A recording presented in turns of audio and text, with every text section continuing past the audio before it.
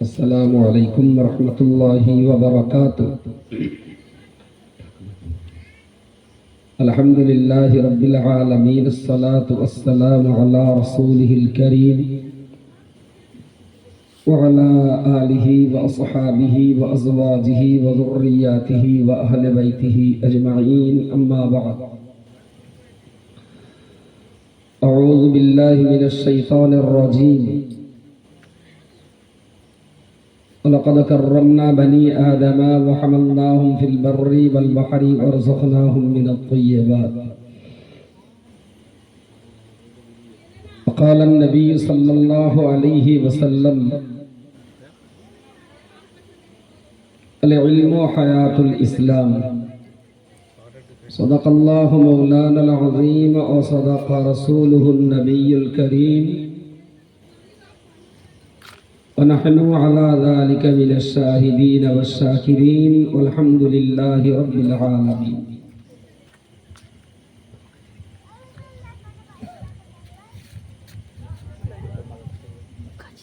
সম্মানিত আজকের সভার সভাপতি, পূর্ববর্তী বক্তা এবং এই মহল্লার বিভিন্ন বয়সের বিভিন্ন স্তরের সুধী শ্রোতা মণ্ডলী, দূরে দারাজে অবস্থিতা ধার্মিকা মমতাময়ী মা ও বোনেরা, আল্লাহ পাকের শুকরগুজার হচ্ছি। প্রিয় রাসূল সাল্লাল্লাহু আলাইহি ওয়াসাল্লামের প্রতি দরুদ ও সালাম নিবেদন করছি এবং সেই সাথে সাথে যারা আজকের এই মজলিসের আয়োজন করেছেন এবং আপনারা যারা রাতের এই আরাম বিরাম বিশ্রামকে ক্ষতি করে দিনের দুটো কথা শুনবার বা বোঝবার জন্য এখানে এসেছেন, তাদের সকলের প্রতি আমার আন্তরিক শ্রদ্ধা নিবেদন করছি। ইতিপূর্বে যে সমস্ত কথাগুলো আলোচনা হয়েছে ওগুলো মাথায় রাখো, আর চেয়ারে বসে না আমিও কথা বলতে পারি। মসজিদটা ছোটখাটো তো, চেয়ারে উঠলে যেন এখানে বড্ড জমিদার কোনো ভাব লাগে। কখনো কখনো করতে হয় যখন বড় বড় মজলিস হয়, তো আপনাদের সবার মুখ যখন দেখতে পাচ্ছি আর একটু বেশ কাছাকাছি মতো হলে ভালো লাগে, সেজন্য নিচে বসছি, এটা অন্য কোনো কারণ না। ঘন্টাখানিক সময় কথা হবে আপনাদের সঙ্গে আমার, আর 1 ঘন্টা কথা আপনাদের বুঝতে হবে। শুধু খেলি হবে না, আমাদের দেশে কি বলে আর এখানে কি বলে আমি ঠিক জানি না। তো মাঠে ছাগল কিংবা গরু টরু ওদের জন্য খাওয়া দাওয়া হয় না, ওরা এক টানা খেয়ে যায়। খাওয়া দাওয়া শেষ করে বিকালে আবার যখন শুয়ে টুয়ে থাকে দেখবেন, তখন ওরা আবার ভিতরে সেই খাবার টেনে আবার চিবিয়ে চিবিয়ে চিবিয়ে চিবিয়ে, খেয়াল করেছেন এটা? গরু নেই এদের, ব্যাপারটা কি ঠিক বলেছি আমি?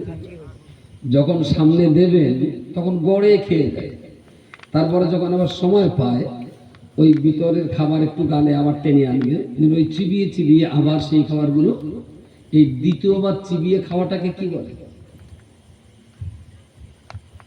কোনো নাম টাম নেই নাকি? বাহ বাহ, থ্যাংক ইউ সো মাচ। আমাদের দেশেও জাগর কাটা বলে, কিন্তু আমার বলতে ভয় লাগছে ওই ভাষাটা আবার এখানে গান টাইল কি। এমনি তো আমার নামে হাজার দোষ। ভাষা তো যেমন মাটির পরিবর্তন হয় তেমন ভাষারও পরিবর্তন হয়, সেজন্য যে কোনো জায়গায় যে কোনো দেশীয় ভাষা হুটপাট না বলা ভালো। জাগর কাটা তো গরু আর ছাগল ওদের যখন দেওয়া হয় ওরা একটানা খেয়ে নেয়, যখন সময় পায় সেই খাবারগুলো আবার আস্তে আস্তে যেগুলো গিলে খেয়েছে সেইগুলো চিবিয়ে চিবিয়ে জাগর কেটে আর একবার খায়। আর আমি আপনাদের আজকে যা দেব একেবারে চিবিয়ে খেতে গেছে, যে পরে যে আবার জাগর কাটবো ওইটা করলে কিন্তু হবে না। যা আপনাদের এখন দেব আমি, যা চেবানোর আচ্ছা কায়দা করে চিবিয়ে চিবিয়ে চিবিয়ে চিবিয়ে এক চান্সে খেতে হবে। আপনি গড়ে এখন খাবেন, আবার রাত্রি যে জাগর টেনে সেই কথাগুলো পুনরায় টেনে চিবিয়ে চিবিয়ে আর একবার খাবেন, এটা কিন্তু হবে না। যা খেতে হবে একটা অংশে চিবিয়ে খেতে হবে। যদি চিবাতে অসুবিধা হয় তাহলে আমি আছি, আমার আর একবার জিজ্ঞেস করতে হবে। কোরআনুল কারীম ইমানদার মুসলমানদের হৃৎপিণ্ড। আমার দেহের ভিতরে একটা ছোট্ট যন্ত্রাংশ আছে যেটাকে বলা হয় হৃৎপিণ্ড বা লাংস, ফুসফুস। এইটা যদি না থাকে দেহ বাঁচে না, দেহ বাঁচে না। মুসলমানিত্বের হৃৎপিণ্ড হলো কোরআনুল কারীম। যদি ইসলাম থেকে কোরআনটাকে আলাদা করে নেওয়া হয় তাহলে ইসলামের আর কোনো মূল্য নেই। ইসলামের কোনো, এই মোবাইলটা 22,000 টাকা দাম, আর এতে একটা সিম লাগানো আছে ফ্রি। আর আজকাল তো সিম দেবে, ফের একটা বালতিও দেবে, আবার কখনো কখনো 1 প্যাকেট এদিকে দেয় না নাকি, বিরিয়ানিও দেবে যদি সিম একবার পোর্ট করতে পারে। মোবাইলের দাম 22,000, সিম ফ্রি। কিন্তু এর থেকে যদি সিমটা বার করে নেওয়া হয়, এই 22,000 টাকার মোবাইল দিয়ে পৃথিবীতে আর কোথাও কল করা, ফোন হিসাবে ওর কোনো কাজ। ইসলামের কাছে কোরআনুল কারীমটাই হলো এরকম টোটাল ইসলামে যা কিছু আইন কানুন নীতি নির্দেশনা পরামর্শ আদেশ নিষেধ আল্লাহর পক্ষ থেকে এসেছে, সবটুকুই আল্লাহ কোরআনের ভিতরে দিয়েছে। আর এই কোরআনের ভিতরে আল্লাহ মানব জাতির জীবন পরিচালনার জন্য যে আইন কানুনগুলো সুনির্দিষ্ট করে দিয়েছেন, সেই আইন এবং কানুনের সমষ্টিকে বলা হয় শরীয়ত। শরীয়ত, আর এই শরীয়ত অনুযায়ী জীবন পরিচালনা করাটা হলো মুসলমানের দায়িত্ব। আর মুসলমান যে ধর্মটা মেনে চলে সেই ধর্মটার নাম হলো, কথা বলে, ইসলাম। কোরআনুল কারীমের যে আয়াতটা পড়েছি, ওয়ালাকাদ কাররামনা বানি আদম। বানি আদম, বানি শব্দের অর্থ হলো বংশধর, আর বানি আদম মানে আদমের বংশধর, আদমের ছেলে মেয়ে বাচ্চা কাচ্চা নাতি নাতনি ইত্যাদি। তো আল্লাহ বললেন ওয়ালাকাদ কাররামনা বানি আদম, আমি আল্লাহ আমার আদমের বংশধর ছেলে মেয়ে বাচ্চা কাচ্চা যে যাই হোক না কেন, আমার সৃষ্টি জগতের ভিতরে আমি আল্লাহ আদমের বংশধরের মর্যাদা সবচেয়ে বেশি বৃদ্ধি করে দিলাম। বলুন সুবহানাল্লাহ। আদম জাতির বংশধর সৃষ্টি জগতের ভিতরে সবচেয়ে বেশি। আদমের মতো এত সম্মান আল্লাহর কাউকে দেন। কোরআনুল কারীমের আরেকটা জায়গায় আল্লাহ বলেছেন লাকাদ খালাকানাল ইনসানা ফি আহসানি তাকওয়িম। লাকাদ খালাকানাল ইনসান, আল্লাহ বলেছেন আমি মানুষকে সৃষ্টি করেছি ফি আহসানি তাকওয়িম, সর্বোচ্চ সুন্দর আকৃতি আর প্রকৃতি দিয়ে। আরো একবার বলুন সুবহানাল্লাহ। তার মানে মানুষকে দেওয়া হয়েছে শ্রেষ্ঠতম সৌন্দর্য, মানুষকেই দেওয়া হয়েছে শ্রেষ্ঠতম সম্মান। পৃথিবীতে দেখবেন অনেকের সম্মান ভালো কিন্তু দেখতে শুনতে ভালো না, অনেকে আবার দেখতে শুনতে দারুণ সুন্দর কিন্তু পকেট ভাই, তার মান সম্মান কিনছে। এরা আছে না মাঝে মাঝে, দেখতে শুনতে দারুণ সুন্দর, তার আবার সম্মান, সে আবার সম্মানিত নাও হতে পারে। আমার কেউ লেখাপড়া শিখে ভালো WBCS IPS অফিসার হয়েছে কিন্তু হালকা পাতলা কাগের মতো গায়ের রং, দেখতে ভালো কিন্তু সম্মানটা অনেক বেশি। আল্লাহ মানব জাতিকে দুটোই দিয়েছে, যেমন দিয়েছেন সৃষ্টি জগতের ভিতরে আকৃতি এবং প্রকৃতিগতভাবে সবচেয়ে সুন্দর আকার, তখন আল্লাহ মানব জাতিকে দিয়েছেন সবচেয়ে বেশি সম্মান। জোরে সোরে বলুন সুবহানাল্লাহ।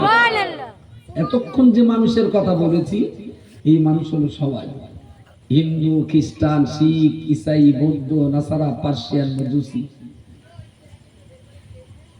মানুষ বলতে পৃথিবীতে যে জাতিটা আছে, সে যে ধর্মেরই হোক না কেন, যে জাতি, যে বর্ণ আর যে গোষ্ঠীরই হোক না কেন, আদমের বংশধর মাত্রেই সে সর্বোচ্চ সুন্দরের অধিকারী, সে সর্বোচ্চ সম্মানের অধিকারী। সমস্ত মানুষ সম্মানের অধিকারী। এবারে যে কথাটা বলা, আল্লাহ কোরআন শরীফের আরেক জায়গায় বলেছেন, কুনতুম খায়রা উম্মাহ।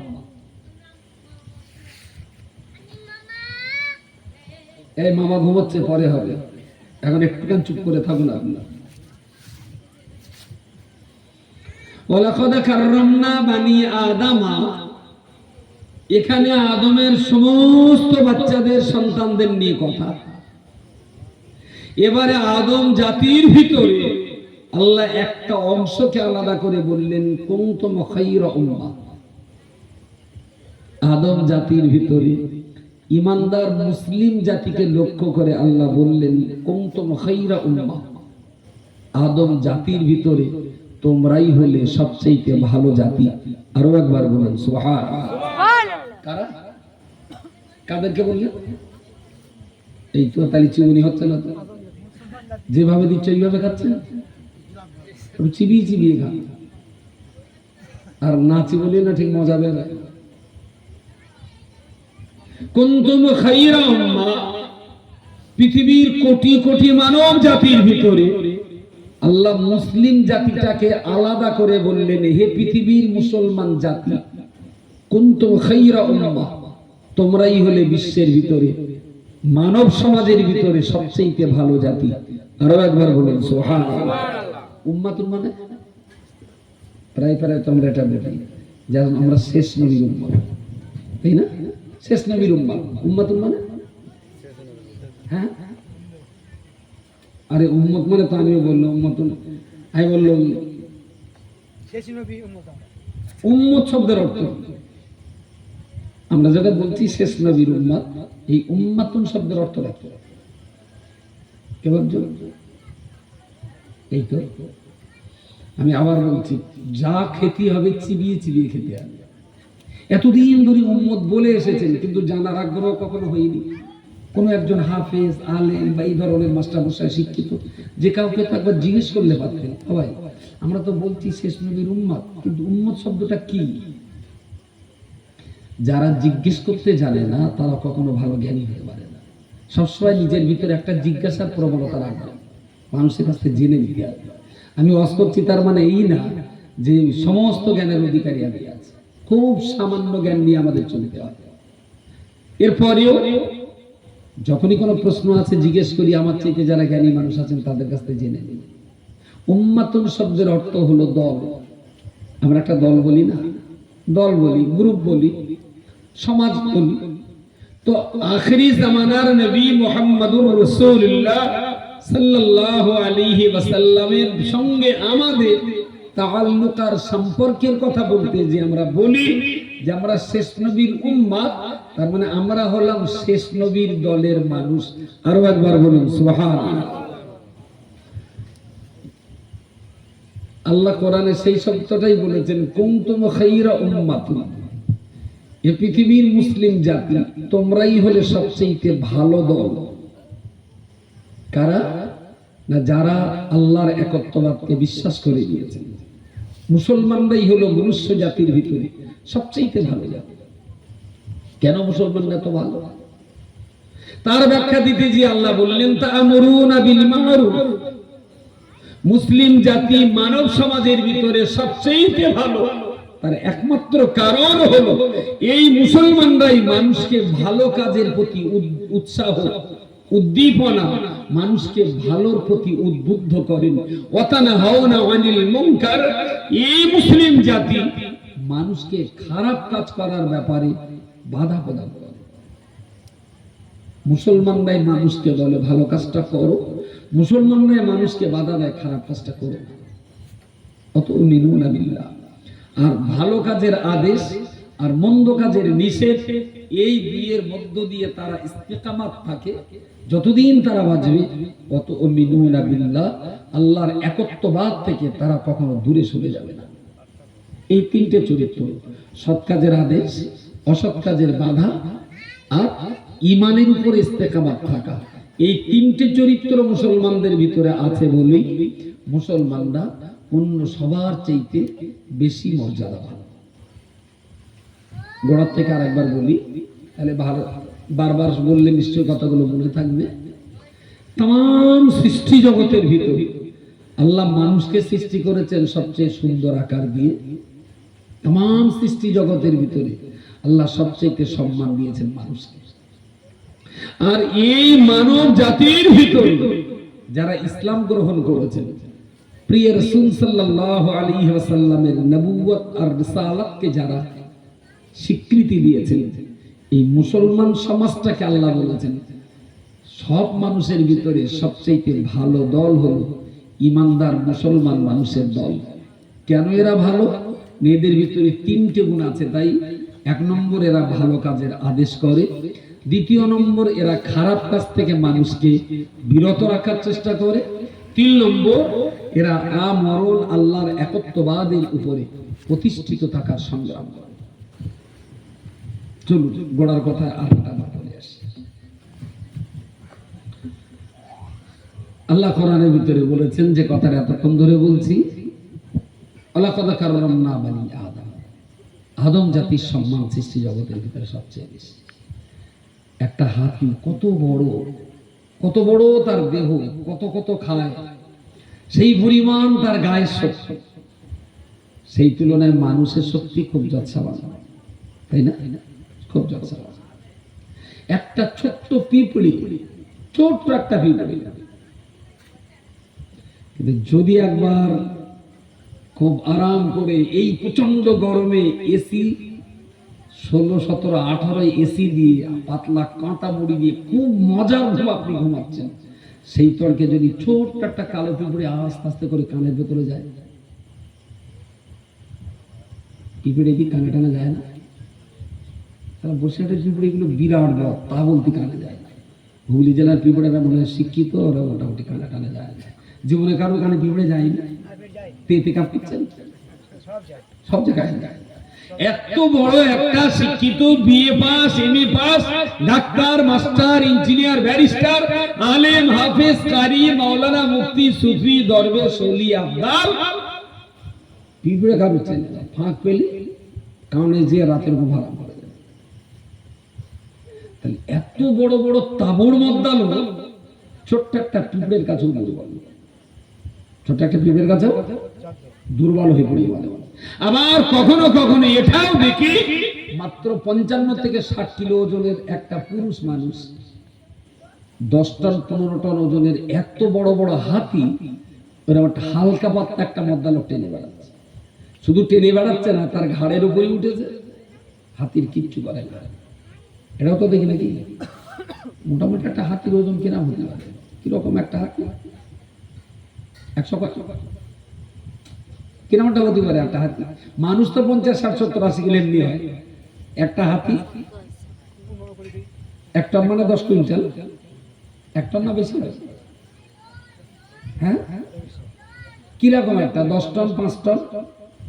আচ্ছা ধরুন 50 কুইন্টাল। একটা হাতি যদি 50 কুইন্টাল হয়, আর একটা মানুষ সেখানে 50 কেজি, 50 কেজি ওজনের একটা মানুষ 10টা হাতির নাকাল পরিয়ে রেখেছে। আবার ফাঁকে ফাঁকে মাত্র 50 কেজি একটা মানুষ হাতির পিঠে উঠে মাতব্বরি বাড়াচ্ছে, হাতির পিঠে উঠে মাতব্বরি বাড়াচ্ছে। তাহলে আল্লাহ বললেন ওয়ালাকাদ কাররামনা বানি আদম, আমার টোটাল সৃষ্টি জগতের ভিতরে আমি আল্লাহ সবচেয়ে সেরা সম্মান দিই মনুষ্য জাতিকে। দেখুন পৃথিবীতে আমাদের চলার জন্য শুধু পা দিয়ে হাঁটি, আর নদীতে বা সাগরে চলার জন্য 4 হাত পা দিয়ে আমরা সাঁতার কাটি, 4 হাত পা দিয়ে সাঁতার কাটি। তো চলার জন্য পা ডাঙায়, আর হাত আর পা জলে, জলাশয় আমরা ব্যবহার করে পথ এগিয়ে যেতে পারি। আদম নবীকে আল্লাহ নামিয়েছিলেন শ্রীলঙ্কার মাঠে।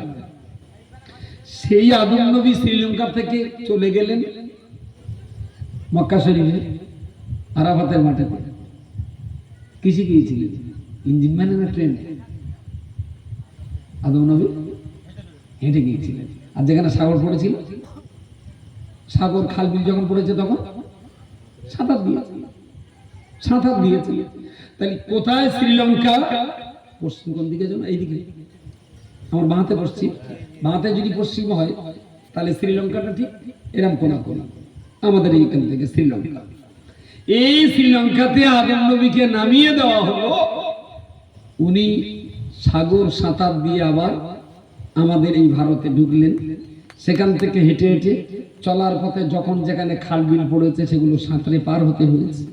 এইভাবে যে এখান থেকে ওখান থেকে কর্ণাটক, তামিলনাড়ু, কেরালার উপর দিয়ে, তারপরে ধরুন গুজরাট, মহারাষ্ট্রের এক কানা ছুঁয়ে দিল্লি হয়ে একদম পাকিস্তান, আফগানিস্তান, তার উপর দিয়ে ইরানের তেহরান, সেখান থেকে ঘুরে ইয়ামানের উপর দিয়ে তাকে সৌদি আরবে যেতে হয়েছে। তাহলে পৃথিবীতে আদম জাতির প্রথম পিতা, মানব জাতির প্রথম পিতা আদম নবী আলাইহিস সালাম শ্রীলঙ্কা থেকে আর ওই পর্যন্ত তিনি হেঁটে আর সাঁতার দিয়ে তাকে যেতে হয়েছিল। আচ্ছা, আদম নবী যদি 2024 সালে যদি শ্রীলঙ্কায় আসতেন তাহলে কি হেঁটে যেতেন? কথা বলে হেলিকপ্টারে যাবে, মক্কা যাওয়ার দরকার হলে প্লেনে যাবে। শ্রীলঙ্কার লোক তারাও তো হজ করে, কিসে যায়? প্লেনে যাবে, স্টিমারে যাবে, জলজাহাজে যাবে, সাবমেরিনে যাবে। 2024 সালে হারগিজ কেউ আর হাঁটবে না। এরপরেও গাড়ি, বাস, ট্রেন, এত সব কিছু থাকার পরেও কেউ যদি ভাবে আমি একটু মক্কায় যাব, তাহলে বুঝতে হবে হয়তো ইউটিউবে ফেমাস হওয়ার ইচ্ছা টিচ্ছা আছে। বুঝতে পারেন? গরিব মানুষ, টাকা নেই, সে বললাম একটু হেঁটে মক্কায় যাবো, নো প্রবলেম, খুব ভালো কাজ। তারপরেও বলবো, আপনি যখন গরিব, আল্লাহ যখন আপনার অর্থ দেয়নি, আপনি জোর করে নিজের ঘাড়ে চাপিয়ে নেবেন, তাই না? আল্লাহ তো ইমান, নামাজ, রোজা সবার জন্য, হজ আর যাকাত বড় লোকের জন্য, তাই না? হজ আর যাকাত বড় লোকের জন্য। তো আল্লাহ যে দুটো ধনীদের জন্য ফরজ করেছেন, গরিবদের কখনো উচিত না সেই দুটো নিজের ঘাড়ে তুলে নেওয়া, কখনো উচিত না। বড় লোকের হজ করুক, আমার টাকা নেই, আমার উপরে তো হজ ফরজ নেই, আমার উপর হজ ফরজ নেই, সুতরাং আমার অর্থ নেই বলে আমি মানুষের বলবো তোমরা আমার ভিক্ষা দাও, তুমি 2000 দাও, তুমি 5000 দাও, একটু হজ করতে যাবো। ভিক্ষা বৃত্তি করে হজ করা হারাম।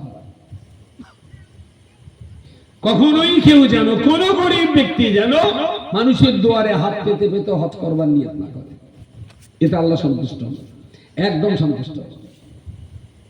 বরঞ্চ আপনি 5 ওয়াক্ত নামাজ পড়ে আল্লাহর কাছে দোয়া করুন যে আল্লাহ, আমি রিক্সা চালাই বা আমি চাষবাস করি, আমি আলু ব্যবসায়ী, আল্লাহ আমি গরিব মানুষ, আমার অত টাকা নেই, তা তুমি যে কোনো উসিলায় আমার একটু টাকার মালিক করে দাও, আল্লাহ আমি একটু হজে যাব। আপনি হজে যাওয়ার জন্য আল্লাহর কাছে টাকা চান, ভিক্ষা করে কেন আপনি হজে যাবেন? ইসলাম এটাকে ভালো ভালো আদম নবী আলাইহিস সালাম কখনো পায়ে হেঁটে, কখনো সাগর জলে সাঁতার দিয়ে তিনি শ্রীলঙ্কা থেকে মক্কায় চলে গেলেন। কি খেতেন আদম নবী সেদিন? ললিপপ, বলেন বলেন, এগরোল, আর কি আছে দামি দামি খাবার? বিরিয়ানি।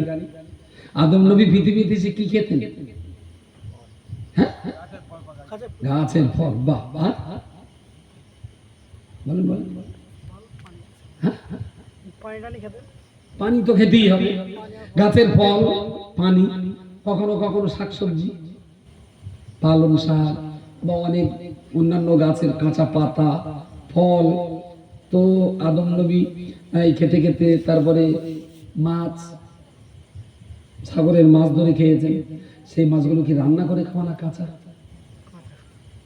হ্যাঁ, আগুন ছিল তখন, 5 স্টার হোটেল। গোস্ত খেতে না আদম এই দুনিয়াতে এসে পৃথিবীতে কোনোদিন? গোস্ত গোস্ত খেয়েছেন, অবশ্যই খেয়েছেন, রান্না নয়। তখনকার দিনে যে সমস্ত পশুর গোস্ত খাওয়া জায়েজ ছিল, আদম নবী সেই সমস্ত পশু জবাহ করে তার গোস্তগুলো ধুয়ে পরিষ্কার করে চিবিয়ে কাঁচা গোস্ত খেতে হয়েছিল।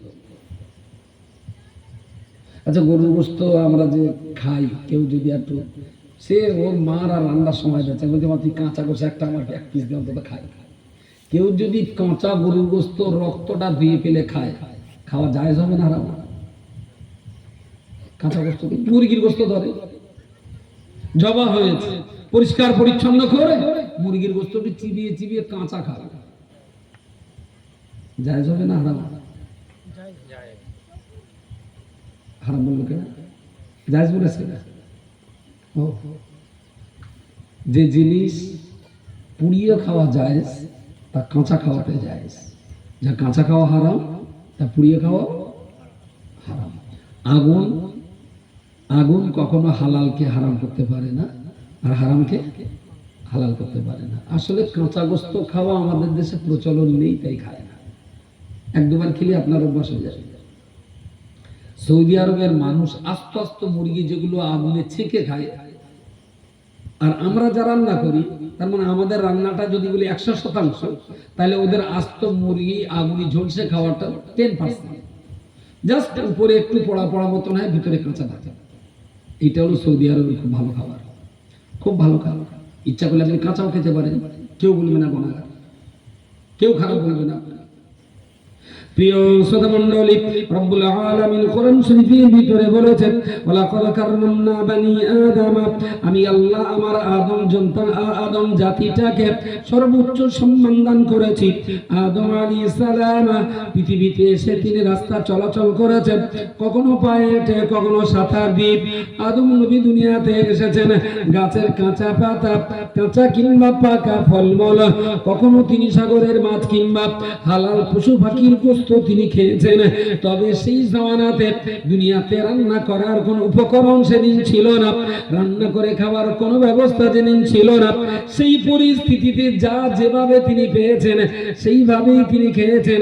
ধীরে ধীরে ধীরে ধীরে মানুষ তার চিন্তা চেতনা ভাবনাগুলোকে কাজে লাগিয়ে আস্তে আস্তে করে তারা উন্নত হওয়ার চেষ্টা করেছেন। আদম নবী পৃথিবীতে এসে পায়ে হাঁটা ছাড়া কোনো সম্মান ছিল না, কাঁচা খাওয়া ছাড়া পাকা বা রান্না করার কোনো ব্যবস্থা ছিল না। যত দিন এগিয়ে চলেছে মানুষ তার ব্রেনটাকে কাজে লাগিয়ে ধীরে ধীরে ধীরে ধীরে অনেক উন্নততর জায়গায় পৌঁছে গেছে। মুরব্বী যারা আছেন 60-70 বছরের, সাইকেল, আমার যে সাইকেল চাপি, ছোট বয়স আমার ভালোই মনে, আমাদের 50 বছর বয়স, তো ছোট বয়সে আব্বা সাইকেল নিয়ে চাপলে না কিছু। সেই 50 বছর আগের কিছু বুড়ো মানুষ, তারা বলতেন, খোকা সব শয়তানের চাকা, চালাস নি বাবা। বললাম, দাদু শয়তানের চাকা তার মানে? তাহলে এই দেখো এখানে, পরক্ষণই দেখো আর এক জায়গায়, বলে ইবলিসের চাকা। আর ওইসব দাদি যদি আর নানি যদি দাদু যদি আজকের দিনে বেঁচে থেকে কেটিএম নাকি একটা মোটরসাইকেল উঠেছে, ওর হনুমান গিয়ারে দিয়ে চালাবার অবস্থা যদি দেখতেন, তো বুড়ি কটা হার্ট অ্যাটাক করে মরে যেতেন। হচ্ছে নাকি? আমার তো মনে হয় সাইকেলের বয়স খুব বেশি হলে 200 বছর হতে পারে। তার আগে আমাদের দেশে সাইকেল ছিল না, তার আগে আবার কিছু না কিছু ছিলই। বা যত দিন যাচ্ছে তত আপডেট হচ্ছে, তত আপডেট হচ্ছে। ধরুন প্রথমে পানিতে চলতো, পানিতে আমরা চলেছি সাঁতার দিয়ে, তারপরে হয়তো কাঠের ডোঙা করে ডোঙার উপর দিয়ে গিয়েছি, তারপরে হয়তো তাতে একটু হালবে যাওয়া, তারপরে তাতে হয়তো ইঞ্জিন লাগানো। এইভাবে হতে হতে ভটভটি তৈরি হলো, স্টিমার তৈরি হলো, জাহাজ তৈরি হলো, তারপরে আপনার এই দুরন্ত স্পিডে যায় স্পিড বোট, সর্বশেষ এখন পানির উপর দিয়ে না, পানির তলা দিয়ে ডুব মেরে চলে যাচ্ছে সাবমেরিন। তাহলে মানুষ কিন্তু আল্লাহ পাঠিয়েছিলেন শুধু পা আর হাত দিয়ে। ডাঙায় হলে পা দিয়ে হাঁটো, আর জলে হলে 4 হাত পা দিয়ে সাঁতার কাটো। কিন্তু এই হাত আর পায়ের সঙ্গে আল্লাহ মানুষকে দিয়েছেন ব্রেন। সেই ব্রেনটাকে কাজে লাগিয়ে মানুষ কিন্তু এখন সাবমেরিন চলছে। রাস্তায় গাড়ি, কত রকমের গাড়ি, সেই গাড়ি যেতে যেতে কখনো জাম, কখনো ট্রাফিক, কখনো অস্বস্তি, ছাড়ো সময় অনেক বেশি লাগছে, মাথার উপর দিয়ে চলতে হবে। ফ্লাইট হলো, চেপে বসালে না, চুপচাপ যেখানে ইচ্ছে সেখানে নামতে হবে। হেলিকপ্টার হলো, ওতেও ঘোষণা না বললো চাঁদে যেতে হবে, রকেট তৈরি হলো। কারা করেছে সব? আদম নবী তো পৃথিবীতে 4 হাত পা নিয়ে এসেছিলেন, রকেট এনেছিলেন? রকেট কিচ্ছু আনে না। রব্বুল আলামিন আল্লাহ মানব জাতিকে এত সুন্দর ব্রেন আল্লাহ দিয়েছেন, এত বুদ্ধি, এত হিকমত আমার আল্লাহ মনুষ্য জাতিকে দিয়েছেন, যে হিকমত আর যে বুদ্ধিগুলোকে কাজে লাগিয়ে মানুষ তার প্রতিনিয়ত খাবার পরিবর্তন করেছে, উন্নত থেকে আরো উন্নত জলে স্থলে চলার ব্যবস্থা আল্লাহ দিয়েছেন। মানুষ কিন্তু তার মগজগামী আরো সুন্দর সুন্দর প্রক্রিয়া তৈরি করেছে। আল্লাহ যেটা দিয়েছিলেন তার উপরে এই বান্দার মাথা ঘামিয়ে অনেক নিত্য নতুন আবিষ্কার তারা করেছে। ওয়ালাকাদ কাররামনা বানি আদম ওয়া হামালনাহুম ফিল বাররি ওয়াল বাহরি, আমি আমার আদম জাতিটাকে জলে স্থলে চলার বাহন দিয়েছিলাম। ওয়া হামালনাহুম ফিল বাররি ওয়াল বাহরি ওয়া রাযাকনাহুম মিনাত তাইয়্যিবাত, আমি আল্লাহ আমার আদম জাতির জন্য পৃথিবীর সবচেয়ে সুন্দর, পাক এবং পবিত্র, অত্যন্ত পূত পবিত্রতম খানা আমি আল্লাহ আমার আদমের বংশধরের জন্য নির্বাচন করেছি। নবী আদম আলাইহিস সালাম এই দুনিয়াতে পৃথিবীতে আসার পরে হাঁটার সাঁতার দেওয়া ছাড়া তার কোনো সম্মান ছিল না, কাঁচা শাকসবজি ফলার গোশত খাওয়া ছাড়া তার কোনো সম্মান ছিল না। কিন্তু সেই আদমের বংশধরেরা ধীরে ধীরে ধীরে ধীরে এই পৃথিবীতে কত কি তারা আবিষ্কার করেছে, কত রকমের যানবাহন, জলে স্থলের বাহন, কত রকমের খাদ্য খাবার তারা তৈরি করেছে। আজও কিন্তু দুনিয়ার মানুষ বসে নেই, আরো কত রকমের যন্ত্র আবিষ্কার করা যায়, আরো কত রকমের সুন্দর নামি দামি খাবার তৈরি করা যায়। এ ব্যাপারে পৃথিবীর মানুষ তারা কিন্তু তাদের চিন্তা চেতনা, তাদের ভাবনাগুলোকে কাজে লাগিয়ে আর উন্নত থেকে উন্নততর হওয়ার জন্য পৃথিবীর মানুষ চেষ্টা চালিয়ে যাচ্ছে। আচ্ছা, আদম নবী জান্নাত থেকে পৃথিবীতে আসার পরে যে দেখলেন মশার বিরাট উৎপাত, মশায় কামড়াচ্ছে, তা আদম নবী কি জান্নাত থেকে মশারি এনেছিলেন? মশারি আবিষ্কারের বয়স বলতে পারবেন কত বছর? জি জি, আসলে মানুষ পৃথিবীতে এসে বিভিন্ন পরিস্থিতিতে তার সংগ্রাম করতে হয়েছে। মশার সঙ্গে সংগ্রাম করতে যে প্রথমে আগুনের ধোঁয়া দিয়ে মশা তাড়াতে হয়েছে। এই সমস্ত ভাবতে ভাবতে ভাবতে ভাবতে একটাই মোরা দেখলো এসব না, মশাই টানাতে। তা মশা টানিয়ে বেশ কিছু কাজ শুয়ে দেখলো বড্ড যেন একটা ঝোপঝাড় পানা লাগে, ও মশারি ছিঁড়ে ফেলে দাও, ছিঁড়ে ফেলে দে ওই মটিন লাগাও। মটিনে কি বলে, গোল গোল গোল গোল কি বলো, আগুন জ্বালিয়ে দিয়ে ধোঁয়া ওড়ে, বলেন না ওরে মটিন বলে। সে আবার ধোঁয়া হয়, গ্যাস হয়, এতে উপসালো না, বলে ব্যাট তৈরি করো। সারা ব্যাট দিয়ে মশার গোষ্ঠীর হাঁড়ে আদা দেওয়া, সেই ব্যাট দিয়ে মশা মারা হলো, তাতে ওই চড়বড় করে শব্দ হয়, কচির ঘুম ভেঙে যায়। বলে ওসব না, এখন একটা ছোট্ট একটা ওই কি বলে ওয়ালা বোর্ডে লাগিয়ে ছিল দাও, কোনো গন্ধ নেই, কিচ্ছু নেই, অথচ মশার বংশ ঘরে রাখতে পারবে। তাহলে মানুষের ব্রেন কিন্তু থেমে নেই, প্রতিনিয়ত প্রতি মুহূর্তে আরো কত আধুনিক হওয়া যায় তা তারা চেষ্টা করছে। আচ্ছা, কুকুর তো আদম নবীর অনেক আগে পেল, আদম নবী দুনিয়াতে এসে কুকুরের সঙ্গে দেখা, তার মানে দুনিয়া আদম আসার আগে কুকুর ছিল, মাছ ছিল, জলস্থি ছিল, কুমির ছিল, চিল, শগুন, কাক, এরা সব ছিল। মানুষ তো মশার হাত থেকে বাঁচার জন্য মশারি, অল আউট, এটা সেরা নানান তাল তৈরি করেছে। কুকুর কোনোদিন ভেবেছে যে আমার একটা মশার টানিয়ে শোক? কুকুরের কোনোদিন ভাবনা সেই জন্ম লগ্নে পৃথিবীতে কুকুর যেদিন সৃষ্টি করে আল্লাহ পাঠিয়েছিলেন, সেই দিনে কুকুর, বাঁদর, গরু, ছাগল যা ছিল তারা আজও সেখানেই আছে। তারা তাদের লাইফ স্টাইল 1 ইঞ্চি পরিবর্তন করতে পারেনি। কেন? উন্নয়নের বুদ্ধি আর হিকমত আল্লাহ কুকুর, বিড়াল আর গরু ছাগলকে দেননি, এটা দিয়েছেন কথা বলেন মানুষের, যাতে মানুষ প্রতিদিন অন্তত 14 থেকে 15টা তেরঙ্গা খাতে পারে, যাতে মানুষ সকাল সন্ধ্যে অন্তত কিছু পারুক আর না পারুক খৈনি ডলে ডলে, আর খৈনি ঠিক ঠোঁটের নিচে না দিলে ঠিক বুদ্ধিও খোলে না, কি পরিমাণ মুসলমানের বাচ্চা খৈনি আর তেরঙ্গা খাচ্ছে, ভাষায় বলা যাবে না। আমার তো মাঝে মাঝে মনে হয় যে মুসলমানরা যদি তেরঙ্গা, শেখর, গুটকা চুটকি ছেড়ে দেয়, বেচারা কোম্পানিটাই উঠে যাবে। মিঠা বুরুজ বা কলকাতা লাগোয়া শহরতলিগুলোতে বসবস টসবস, বিশেষ করে সেলাই লাইনের ছেলে দিলে যারা কি পরিমাণ যেসব খাচ্ছে, বলে হ্যাঁ সত্যি আদম নবীর আল্লাহ যে বুদ্ধি দিয়েছিলেন সেই বুদ্ধিটা ঠিক কাজে লাগাচ্ছে না। আজীব তামাশা। পৃথিবীর অন্য কোন প্রাণী ডেভেলপমেন্টের চিন্তা ভাবনা তাদের ভিতরে, উন্নয়নের চিন্তা নেই। উন্নয়নের চিন্তা যেটা আছে সেটা মানুষের ভিতরেই আছে। আর এই মানুষের ভিতরে যারা উন্নয়নের ভাবনা ভাবে, যারা ডেভেলপমেন্টের ভাবনা ভাবে, যারা ক্যারিয়ার গাইডেন্সের যে ভাবনা ভাবে, যারা আরো আরো উন্নত থেকে উন্নততর জায়গায় পৌঁছানোর ভাবনা ভাবে, সেই মানুষের ভিতরে আল্লাহ আবার মুসলমানদেরকে একটা দল আলাদা করে বললেন, কুনতুম খায়রা উম্মাহ, তোমরাই হলে বিশ্বের ভিতরে সবচেয়ে ভালো জাতি।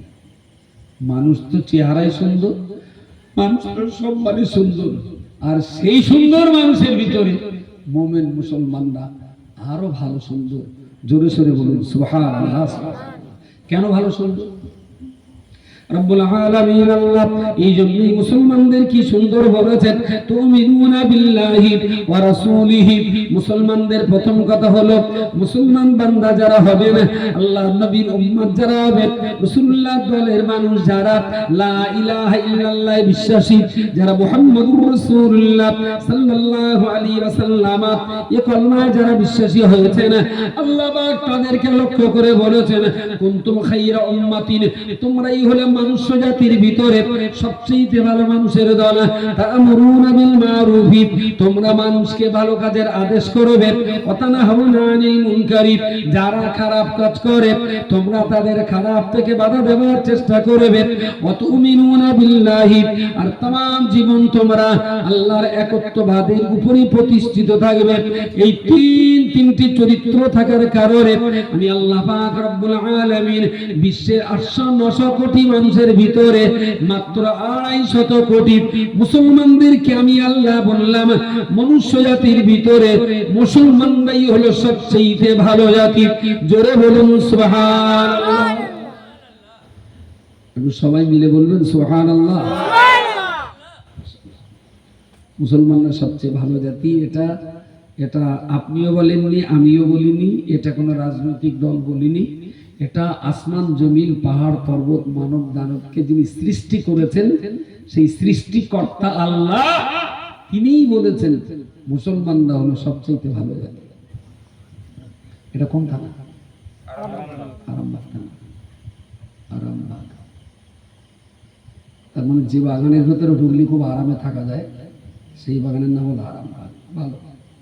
আচ্ছা, আরামবাগ থানায় যেখানে ওসি বসে সেটাতে ঘর আছে, একটা দরজা আছে। তো ওসি যে ঘরে বসে সে ঘরের দরজা বেশিরভাগ কাটে না। আর ওসির ঘর বাদ দিয়ে 2-3টে ঘর পরে আর একটা ঘর আছে যে ঘরের দরজা এইরকম মোটা মোটা রড দেখে, এইরকম মোটা মোটা রড। এবং ওসির ঘরের দরজা কাটে, আর ওই ঘরে যারা থাকে ওরা হলো ওসির চেয়ে বড় বড় ওসি, যার জন্য দামি দামি গেট আর মোটা মোটা রড দেখে। ওরা কি বলে ওই জায়গাটা?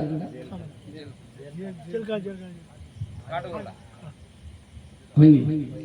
থানায় যেখানে আসামিদের রাখা হয় বলে হাজত।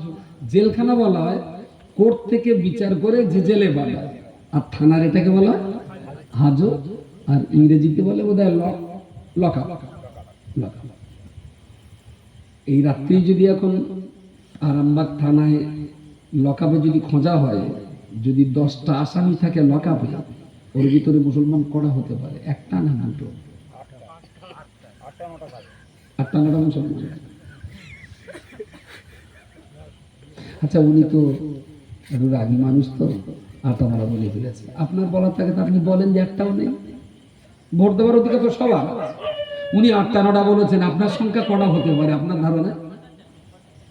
কি 6টা 7টা। আর কারো কিছু বলা?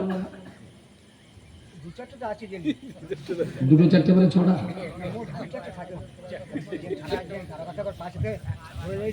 আসামি আসামি হ্যাঁ হ্যাঁ আসামি কটা আছে? যদি 10টা থাকে তার ভেতরে মুসলমান কটা?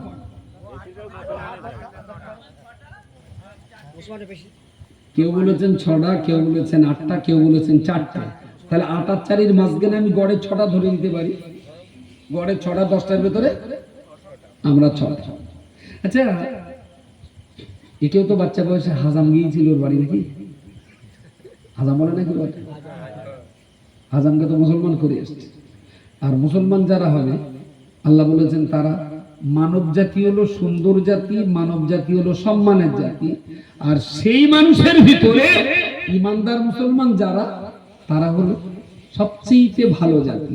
সেই সবচেয়ে ভালো জাতটা ইমানের কলমা পড়া জাতি, মুহাম্মাদের দলভুক্ত জাতি, মুহাম্মাদকে রাসূল বলে বিশ্বাস করে নেওয়া জাতি জেলখানার লকআপে কেন? থানার লকআপে কেন? ওরা তো কুনতুম খায়রা। আল্লাহ বলেছেন মুসলমানের কাজ ভালো কাজে উৎসাহিত করা, খারাপ কাজে বাধা বা প্রতিরোধ সৃষ্টি করা, একত্ববাদের উপরে দাঁড়া। তাহলে যে জাতিকে আল্লাহ খারাপ রুখে দেওয়ার জন্য দায়িত্ব দিয়েছেন, যে জাতিকে আল্লাহ ভালো কাজ করবার ব্যাপারে উৎসাহিত করেছেন, সেই জাতি যদি অপরাধীর ঘরে তার ঠিকানা হয়, বোঝা যায়নি? ধর্ষকের হাত থেকে বাঁচতে যে মহিলা ছুটে যেয়ে থানায় গেল, পরের দিন কাগজে বার হলো থানার ভিতরে পুলিশ কর্তৃক মহিলা ধর্ষিতা। তার মানে রক্ষক হয়ে ভক্ষকের ভূমিকা পালন করেছে। প্রিয় সদামণ্ডলী, এই জায়গাটা আপনাকে সুন্দর করে বুঝতে হবে। আল্লাহ পাক রব্বুল আলামিন কোরআন শরীফে পরিষ্কার করে বলেছেন, কুনতুম খায়রা উম্মাতিন, তোমরাই হলে বিশ্বের ভিতরে ভালো জাতি। কারণ এই দুনিয়ার ভারসাম্য বজায় রাখতে মুসলমানদেরকে দায়িত্ব নিতে হবে।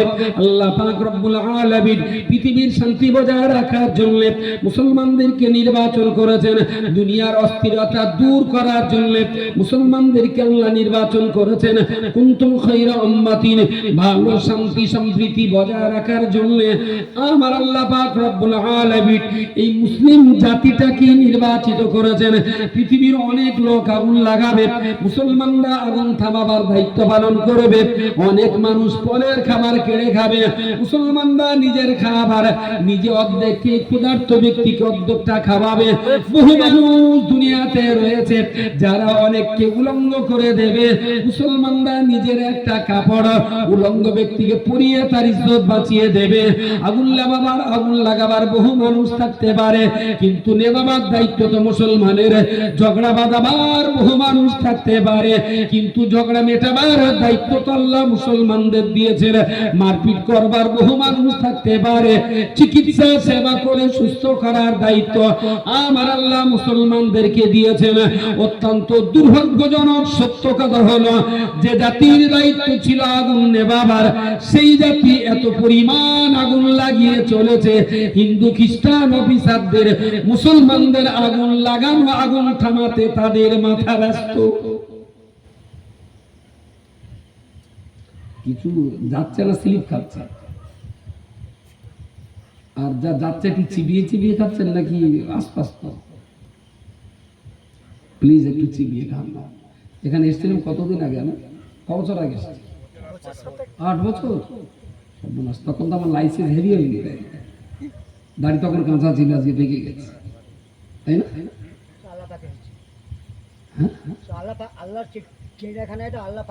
আল্লাহ পাকাচ্ছে, যে যা কইনি বলতে সব আল্লাহই ডলাচ্ছে।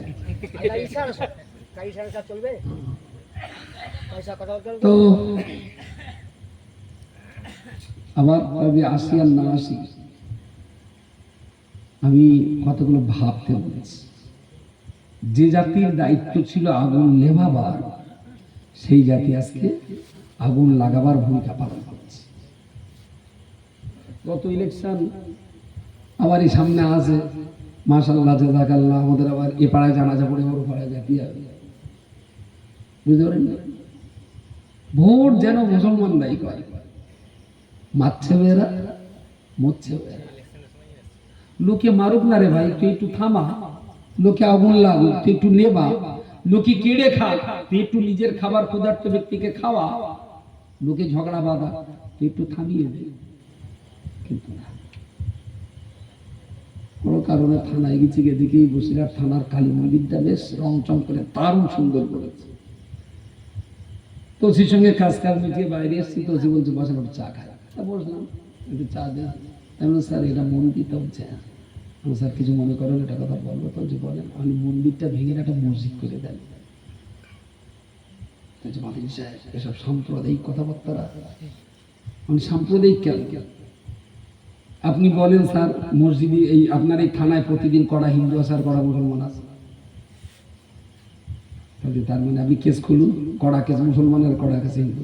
তাহলে না, প্রায় 90টা কেস মুসলমানের। মানে তাহলে আপনাদের মা কালী তো অসন্তুষ্ট হবে, পুজো দেওয়ার লোক পাবে না। প্রতিদিন 10টা করে আপনার কালী মাতার পুজো দেবে হিন্দু ভাই, আমি বলছি মসজিদ করে দেন, 90টা করে মুসলমান তকবির দেন, তকবির দেন, নামাজ পড়ুন। আরে আমরা আসি বলি আপনাদের চাকরি চলছে, আমরা না থাকলে থানা বন্ধ হয়ে যেত স্যার। তাহলে না, এটা আপনি ঠিক বলেন। আমার বলছে বাদিন সাহেব আপনারা তো নসিহত করেন, পুলিশের ভাষা যেরকম বলতে, নামাজ টামাজ পড়ে পড়ুক, না হয় না পড়ুক, কিন্তু মদ গাঁজাটা কোন খাতি বলে, বড্ড গাঁজা খেয়ে রাত্রি পড়ে থাকে, খুব খারাপ লাগে বাদিন সাহেব। আর কত মারবো, গরুর মতন ঠেঙাচ্ছে। তা আমরাও তো মানুষ নাকি, আমাদেরও তো মন বলে একটা কিছু আছে, আমাদেরও না কষ্ট হয় বাদিন সাহেব, একটু বলুন।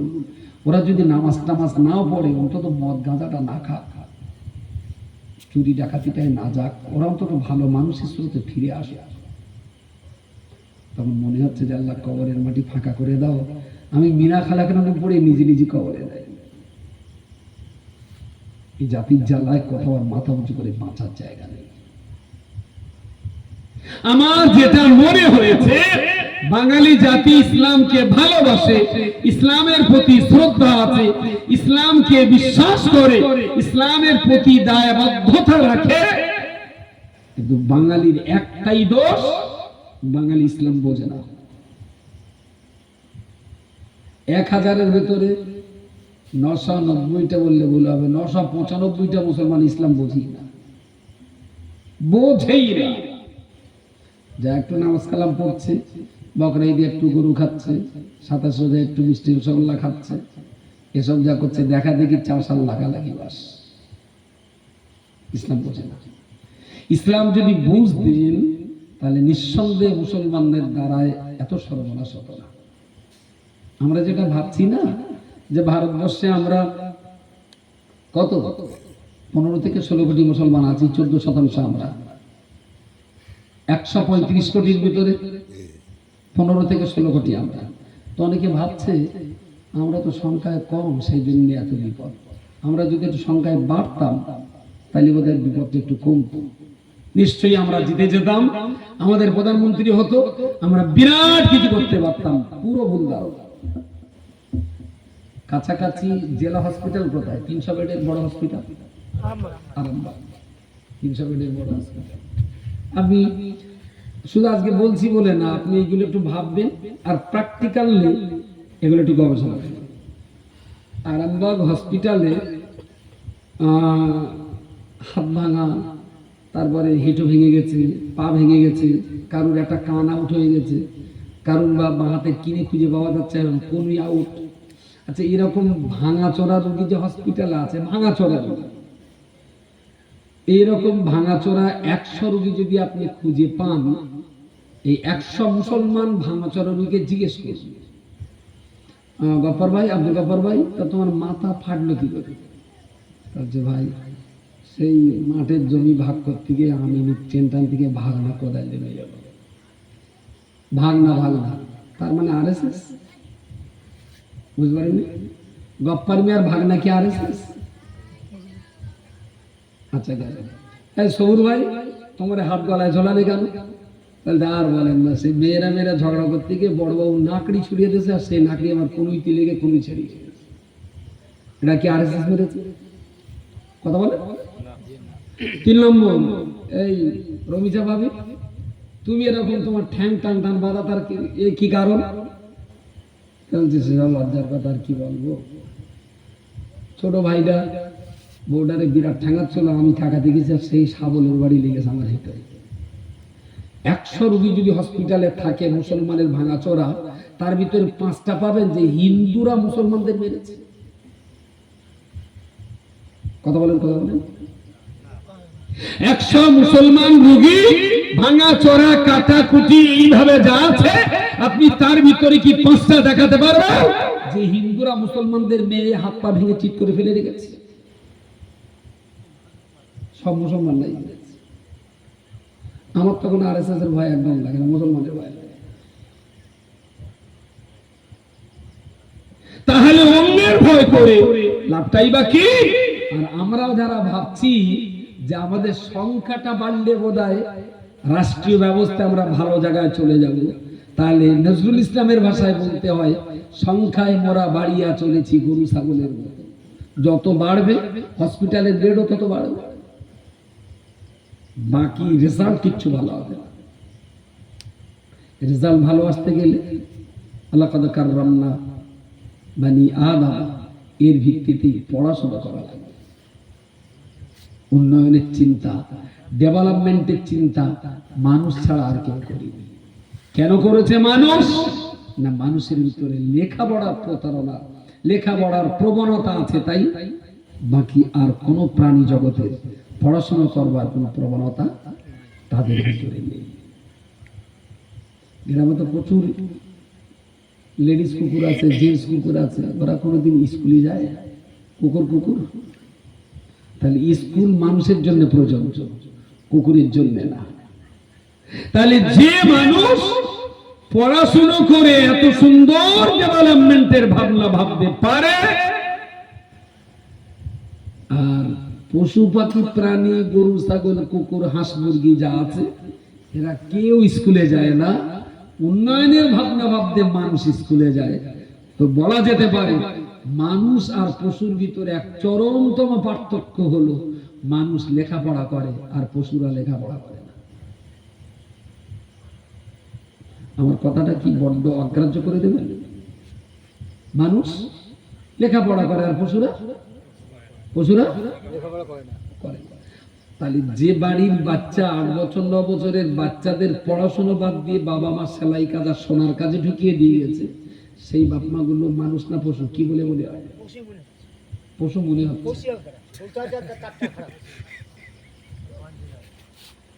আপনারা একটু বললেন না, আমার সাহস বাড়ে। তাহলে হয়তো আমার আবার কেলানি দেবেন কিতাব থেকে। দেশলো দোয়ারে দিচ্ছে, তো আমার দোয়ারে কেলানি দেবেন। প্রিয় শ্রোতা মণ্ডলী, মনে রাখুন, আমি আপনাদেরকে বলতে চাইছি, আল্লাহ পাক রব্বুল আলামিন সম্মান তিনি আমাদের দান করেছেন, সৌন্দর্য তিনি দিয়েছেন। সৌন্দর্য আমার আল্লাহ পাকের দেওয়া, সম্মান আমার আল্লাহ পাকের দেওয়া। আল্লাহ পাক আমার সম্মান যেমন দান করেছেন, সৌন্দর্য তেমন দান করেছেন। এই সম্মান এবং সৌন্দর্য দেওয়ার মালিক তো আল্লাহ, আর এগুলো সযত্নে লালন পালন করার দায়িত্ব আপনি আপনার ব্যাপারে যত্নবান হবেন, আমি আমার ব্যাপারে যত্নবান হব। সম্মান দিয়েছেন আল্লাহ, কিন্তু সেই সম্মানটুকু সযত্নে লালন পালন করার দায়িত্বটা আমার। সেই যখন পরিচয় একটুখানি না বললে বড্ড যেন সাইড কাটা হয়ে যাচ্ছে। আমাদের সমাজের কিছু মা চাচিরা তাদের বাচ্চা কাচ্চার ঠোঁটে এক ধরনের কালি লাগায়, রং টং লাগায়, কি বলে ঠোঁটে ঠোঁট পালিশ, নোকে এক রকমের দেয় নখ পালিশ, আর এই চোখের ভুরু আবার চেঁচে টেঁচে ওপর নিচে বেশ বেঁকে একটু চাঁদ পানা, উল্টো চাঁদ পানা করে দেয়, ভুরু চাঁচা। আচ্ছা, ওরা কি মনে করেছে যে আল্লাহ আমাদের দেশে ঠিক পুরোপুরি আল্লাহ ঠিক করতে পারি না, তার যেটা ঘাটতি আছে ওইটা ঠোঁটে রং লাগিয়ে আমি সেটা ফিনিশ করে দিই? কোনো মা নিজেও নন আর আপনার বাচ্চারও নন, কখনোই ঠোঁটে নোকে রং দিয়ে আল্লাহ সৃষ্টির উপরে তুলি বলাতে যাবেন না। এটা চরমতম অন্যায় করেছে। কখনোই আল্লাহ সৃষ্টির উপরে ভুরু চেয়েছে বা কপালের মাঝখানে টিক দিয়ে আপনি আপনার নিজের সৌন্দর্য বাড়াবার চেষ্টা করবেন না। আল্লাহ যেটা দিয়েছেন ওটা কি মেনে নেন। আর খোদা সৃষ্টিতে মাতব্বরি করে আপনি যদি আবার তুলি চালান, তাহলে কিন্তু জাহান্নামে ফেরেশতাও আছে, তার উপরে আবার ওরা আবার তুলি চালাবে। সেই দিন কিন্তু বাবা গেছি মা গেছি করলে হবে। কোনো মা দয়া করে মেহেরবানি করে এইগুলো ব্যবহার করবেন না। আল্লাহ যাকে যেমন পছন্দ করেছেন তার তমন চেহারা দিয়ে আল্লাহ পৃথিবীতে সৌন্দর্য বৃদ্ধি করে দিয়েছেন। হালিপুরে আমাদের বসিরহাটে বছর 3-4 আগে দেখতাম বাচ্চাদের পায়ে এরকম জায়গাটা কালো সুতো বাঁধা। তারপরে এখন আমরা দেখছি যে বাচ্চারা না ধাড়ি পায়, ধাড়ি পাবে নাকি বলে এদিকে আপনাদের দিকে আছে পায়ে সুতো, এদিকেও। আচ্ছা জিজ্ঞেস করে দেখেন যে শানে নজরুল কি, কোথার থেকে শুরু হয়েছিল? সে কুঞ্চির রস খেয়েছিলেন, কুঞ্চির রস বছর 8-10 আগে কি একটা হিড়ি করলো যে কুঞ্চির রস খেলে রোগ শোক সেরে যাবে। এদিকে আসেনি বোধ হয় আপনাদের এদিকে? হ্যাঁ, কত ও বাস থেকে পানি বেরোচ্ছে, সেই পানি খেলে রোগ সেরে যাবে, তাই সে পানি খাওয়া আছে। ঠিক আছে, অ্যাকচুয়াল সৌন্দর্য আল্লাহ যেটা দিয়েছেন ওর উপরেই সন্তুষ্ট থাকুন। আর কিছু কিছু মানুষ, আমার এই দাড়ি তো সাদা হয়ে গেছে, মাঝে মাঝে মনে হয় কালো করে রাখে। একজন বল ভাই কালো করবো, হ্যাঁ তাহলে কেন? এমন হয়তো যদি কালো হয় তাহলে আজরাইল এসে যখন জান কবজ করতে যাবো তখন বুঝবো তো দাড়ি এখন কাঁচা আছে, তাহলে তো মরণের টাইম তো এখন হয়ে গিয়েছে। তাহলে আমার যে বললো আব্দুল বাতিল ওটা দেখলে অন্য কেউ হবে। আচ্ছা দাড়িটি কালি টালি লাগিয়ে বেশ একটা আইবুড়ো ফাড় দেওয়া মদনালক মতো হলে কি মরণ একটু লেটে হবে? কথা বলে মরণ তা ও তার বেকার রং টং লাগানো দরকার নেই, যেভাবে আছে স্বাভাবিকভাবেই তা কালো টাকা করার দরকার। প্রিয় শ্রোতা মণ্ডলী, তাহলে রব্বুল আলামিন আল্লাহ যে সৌন্দর্য আমায় দান করেছে, যে সম্মান আমায় দান করেছে, এই সম্মানের এই সৌন্দর্যের উপরে আমায় সন্তুষ্ট থাকতে হবে। আর এটাকে অত্যন্ত সযত্নে লালন পালন করতে হবে। সম্মান তো আল্লাহর দেওয়া সম্মান। সারাদিন মাঠে কষ্ট করে মেহনত করে আমি 200 টাকা রোজগার করলাম, আমি 200 টাকার 50 টাকা খরচা করে 1 গ্লাস দুধ পান করলাম। আমার প্রতিবেশী আর একজন ভাই তিনি মার্কেটে যে কিংবা কোনো আগানে বাগানে 50 টাকা খরচা করে 1 বোতল বাংলা মদ, কেউ 50 টাকা দিয়ে দুধ খেলো, কেউ 50 টাকা দিয়ে 1 বোতল বাংলা মদ খেলো। সম্মান নষ্ট হবে কার? মাতালদার। এর জন্য কি আল্লাহর দোষ? আসলে মুসলমানের ঘরের বাচ্চা মাতাল হবে এটা অকল্পনীয়। আসলে ওরে হাজার মুসলমান করে দিয়ে গেছে, কিন্তু অ্যাকর্ডিং টু ইসলাম ও মুসলমান হয়নি, মুসলমান হয়নি। আমি আবার বলছি ইসলামটা বুঝতে হবে। দেখা দেখি চাষ আর লাগালাগি বাস এটা হবে। ইসলাম কি? ইসলাম হলো মানব জীবন পরিচালনা করবার আইন কানুন বিধিবদ্ধ কিছু নিয়ম শৃঙ্খলা, তাকে বলা হয় ইসলাম। তো এই ইসলামটা আমাদের জন্য কেন না, যাতে আমরা পৃথিবীতে শান্তিতে কাল যাপন করতে পারি। আপনি যত বেশি ইসলাম মেনে চলবেন, যত বেশি ইসলাম মানতে পারবেন, আপনি তত বেশি শান্তিতে কাল যাপন করতে পারবেন। আপনি দেখুন এপাশে একটা বাড়ি আছে, এই বাড়ির বাচ্চাগুলো তার আব্বু আম্মুকে অত্যন্ত সম্মান করে। আব্বুর জ্বর আসলে মাথায় পানি দেয়, আব্বু বাইরে থেকে চলে আসলে আব্বুর উপরে হাত পা ম্যাসাজ করে দেয়। আব্বু যেই বললো করছে একটু পানি খাবো, ছুটে যে একজন ছেলে বা মেয়ে 1 গ্লাস পানি এনে আব্বুর হাতে দিল। কি আদর করে সে বাচ্চা দুটোকে। আবার বাচ্চা দুটো তাদের আব্বু আম্মুকে প্রচন্ড সম্মান করে।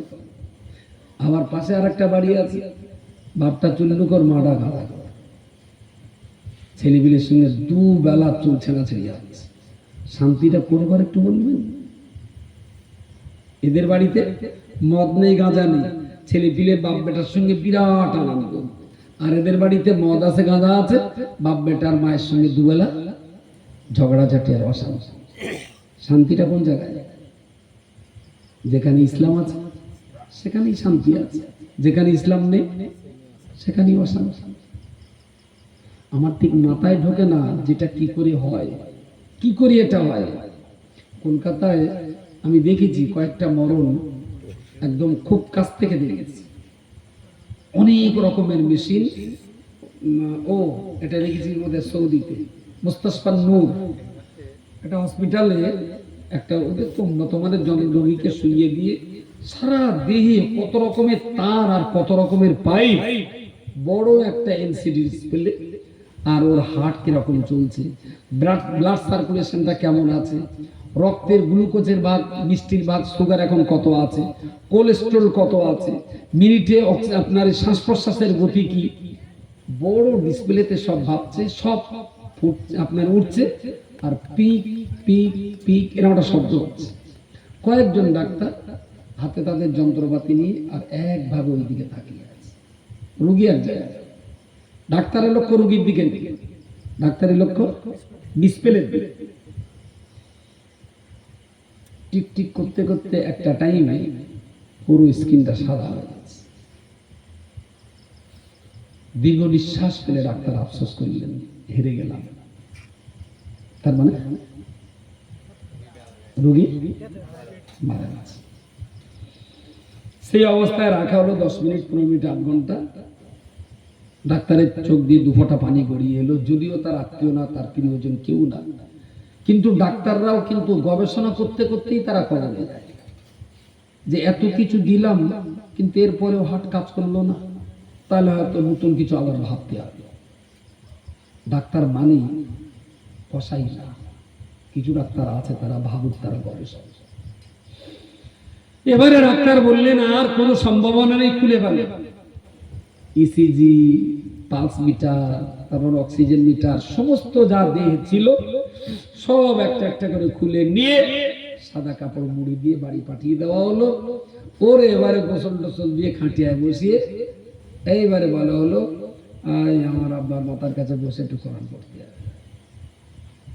তার মানে তার দিয়ে পাইপ দিয়ে পাম্পিং করে কোনো কিছু আর ভেতরে ঢোকানো যাচ্ছে না, বাইরেও নেওয়া যাচ্ছে না। ডাক্তার বললো খুলে ফেলো।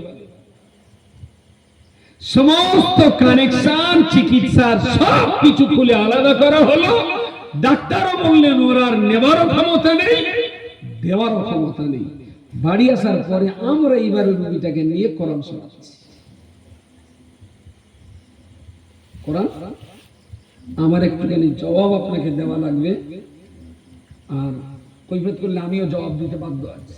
প্রশ্ন আপনিও করলেন যে মানুষটা বেলা 11টায় যখন মরেছে, জোহরে রক্ত হয়ে লোকটা মরে গেছে, তারপরের দিন বেলা 10টায় কবর দেওয়া হচ্ছে। তাহলে জোহর, আসর, মাগরিব, ইশা, ফজর এই 5 ওয়াক্ত নামাজ কি ওই লোকের কাজা আছে? 11টায় ইন্তেকাল করেছেন, পরের দিন সকাল 10টায় দাফন করা হচ্ছে। উনি দুনিয়ায় ছিলেন কিন্তু মরেছিলেন। এই 5 ওয়াক্ত নামাজ কি ওনার উপরে কাজা হিসেবে থাকবে? কাজা কারণ মরার পরে আর ইসলাম তার উপরে প্রযোজ্য নেই। একদিন কেন, যদি কবর দিতে 1 সপ্তাহ দেরি হয়, 1 ওয়াক্ত নামাজের দায়িত্ব তার উপরে বর্তাবে না। এখন যিনি মারা গেছে, ছেলেপিলে তো মোবাইল পিসি কি করে আঙুল ঘষতে ঘষতে হঠাৎ দেখা যাচ্ছে উষাউত্তরীর গান আছে। সেগুলো মরার পরে ওই গান খানিকটা শুনল, হদ্দশোনা শুনলাম। নাতি মোবাইল খেলা করতে করতে গান হয়েছে, মানে মরার পরে বুড়ো যে গান শুনেছে এ থেকে বুড়োর গোনা হবে? গোনা হবে না। আর একটা কচি মোবাইলে ঘাত দিতে হঠাৎ করে কাবা শরীফের ইমাম আব্দুর রহমান সদাইসির কোরআন তেলাওয়াত হচ্ছে, ও বুড়ো শুনেছে, সব হবে? তাহলে মোবাইলে কেউ গান শুনিয়েছে, বুড়ো মানুষের গোনা হবে না। মোবাইলে কেউ কোরআন শুনিয়েছে, মৃত মানুষের কোনো স্বভাব। এবারে জ্যান্ত লোক, আমি যে বুড়োটার বৃদ্ধ মানুষটার কানের কাছে বসে বসে কোরআন শোনাচ্ছি, আমি মোবাইল না কিন্তু আমি জ্যান্ত মুসলমান, আমি কোরআন পড়ছি, বুড়ো মানুষটার কানে আওয়াজটা যাচ্ছে, ওই মৃত মানুষটার কি স্বভাব স্বভাব হবে? একজন বলেছে হবে না, বাকিরা সওয়াব হবে। একজন বলেছেন হবে, একজন বলেছেন হবে না। আর কারো কিছু বলা? শুধু টিএমসি আর সিপিএম হয়েছে, বিজেপিটা হয়নি। বলেন বলেন, আর কারো কোনো আরে মতামত দিতে পারেন সবাই। হবে না? আচ্ছা, হবে কি হবে না বিচার যার সেই নিজে নিজে করে নিতে হবে।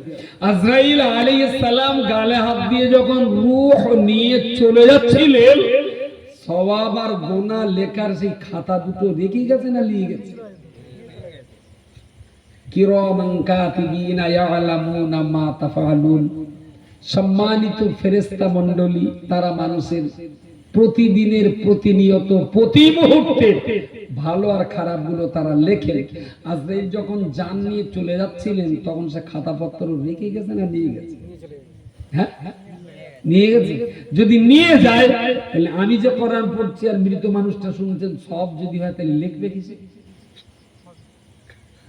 হ্যাঁ, তাহলে ও মানুষের সওয়াবও হবে না, গুনাহ হবে না। ওনার সওয়াব আর গুনাহ হাসিল করবার দিন শেষ হয়ে গেছে, উনি আর কিছুই কামাই করতে পারবেন না। আচ্ছা, আমাদের দেশের মরা মানুষের মাথার কাছে বসে কোরআন শোনানোর প্রচলন আছে না? কি জন্য? আমি সওয়াব রাসানির পক্ষে।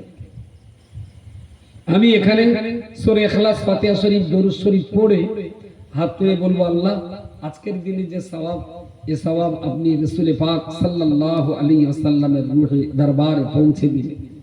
তাহলে আরব সাগরের উপর দিয়ে ৬০০০ কিলোমিটার দূরে সওয়াব যদি মদিনায় যায়, তাহলে ঘরের ভিতরে কোরআন শরীফ পড়ে সেই সওয়াব বারান্দার বরকতুল্লাহ চাচার রুহি যাবে না? মাথার কাছে পড়তে হয় কেন? বলেন বলেন। সওয়াবের প্রশ্ন তো পড়বো আমি, সওয়াবটা আমার হবে। মৃত মানুষ শুনে ওনার তো সওয়াব হবে না, যে পড়বে সওয়াব তার। এবারে তিনি যদি বকশিশ করে দেন ইনশাআল্লাহ আল্লাহর রহমতে মৃত মানুষ তিনিও সওয়াব পাবে। আমি সওয়াব রাসূলের পক্ষে, আমি আমার বাবা মার কবর জিয়ারতের পক্ষে। আমি কবর জিয়ারতের সওয়াব রাসূলের দুপক্ষে না। কিন্তু প্রশ্ন হলো, যে সময় কোরআন শুনে মরা লোকের কোনো লাভ হবে না, চাচা কতই না ভালো হতো যদি জ্যান্ত অবস্থায় মাথার কাছে হাফেজ সাহেবকে বসিয়ে সূরা ইয়াসিনটা শুনতেন। কতই না ভালো হতো জীবনে প্রতিদিন 10 মিনিট করে মসজিদের মাওলানার কাছে মসজিদে বসে যদি কোরআন শুনতেন। যতদিন কোরআন টেনে খাবার ক্ষমতা ছিল ভদ্রলোক ততদিন খাইনি। যেদিন খাওয়ার টাইম শেষ সেদিন এবারে সেলাইন দিয়ে অন্য লোকের পড়িয়ে ভদ্রলোকের শোনানো। প্রিয় শ্রোতা মণ্ডলী, আমি নিশ্চিত করে বিশ্বাস করি আল্লাহর কোরআন তেলাওয়াত করে সওয়াব রাসানি করলে এই সওয়াব আল্লাহর রহমতে বাবা মা আত্মীয় স্বজন মৃত মানুষ যারা কবরে রয়েছেন তারা অবশ্যই পাবেন। কিন্তু প্রশ্ন আমার একটা জায়গায়, যে মানুষটা দুনিয়া জীবনে 80টি বছর সময় পেয়েছে, 90 কিংবা 100 বছর সময় পেয়েছে, 70, 80, 60 বছরের সময় যে লোকটা কোরআন পড়ার সময় হলো না, 70 বছর বেঁচে থাকলো, আল্লাহর কোরআন শিখতে পারিনি, ইচ্ছাকৃত কোরআনকে যারা অবজ্ঞা করেছে, চেষ্টা করিনি, পড়ার চেষ্টা করিনি, আল্লাহর কোরআন কখনো শিখিনি, 60, 70, 80 বছর বয়স পেয়ে যে মানুষটা নিজে কোরআন শিখিনি, শেখার চেষ্টা করিনি, কাবার ইমামকে দিয়ে কোরআন তেলাওয়াত করিয়ে ওই সওয়াব ওই লোকের কবরে বকশিশ করালে আমি আমার রক্ত দিয়ে লিখে দিয়ে বলতে পারি, কোরআন পড়ার সুযোগ পেয়েও যে লোকটা পড়িনি, মরণের পরে কোরআন তেলাওয়াতের সওয়াব তার কোনো কাজে আসবে না। আচ্ছা, আমার একটু তবলিগ পেনা মনে হচ্ছে না? একটু আহলাদিস পেনা মনে হচ্ছে? হ্যাঁ মনে হচ্ছে। লোক ওই পড়তে বারণ করে, আমি বারণ করতে যাই। আর কত কাল যাবে এই জালিয়াতি করে, এই অজ্ঞতা আর এই অন্ধত্ব যতদিন সুস্থ আর জীবন্ত থাকবো কোরআনের সঙ্গে সম্পর্ক থাকবে না। যেদিন মরে যাব সেই দিন ভাড়া করা লোক দিয়ে কোরআন শুকিয়ে বাপকে কবরে দেওয়া। এই চিটারি, এই চিটিংবাজি আর কত কাল চলবে বাঙালি সমাজে?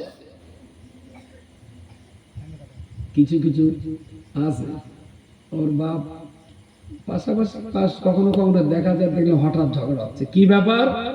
ওর আব্বা বলেছে কচি একটু ট্যাংরা মাছ লেছিস, কোথার থেকে আনবো, কি করে আনবো, একা খেটে এত বড় সংসার। বাপ একটু খেতে চেয়েছে, ট্যাংরা মাছ আনতে পারি, সত্যি গরিব মানুষ পারি না। তারপর একদিন রসমালাই চেয়েছে, তা সে 50 গ্রাম রসমালাই এনে রেখেছে, সে বাপের দেওয়ার আগে ছেড়িতে খেয়ে গেছে, বুড়ো বাচ্চা তো সে খেয়ে। তা বাপ বললো খোকা তোর 50 গ্রাম রসমালাই আর জুটলো না, আর বুড়ো হয়ে গেলি না, মানুষ একটু শিশু বেলা হয়, একটু বকে বেশি, এতে কিছু মনে করলে হবে না। তো এবার সেই বাপটা মরে গেছে, মরি মানে ওই হার্ট স্ট্রোক করে চিতই পড়ে রয়েছে, আর কাল লাঠি পারে না। এসে একটু বেদানা রস দিচ্ছে, সে তো এদারদের দিচ্ছে, গালা ছিঁড়ে এদারদের বেরিয়ে যাচ্ছে। ও আবার এসে বড় মেয়ে এসে একটু একটা রসমালাইয়ের রস দেবে, ও এসে বলতে আবার একটু ডালিম খাওয়া।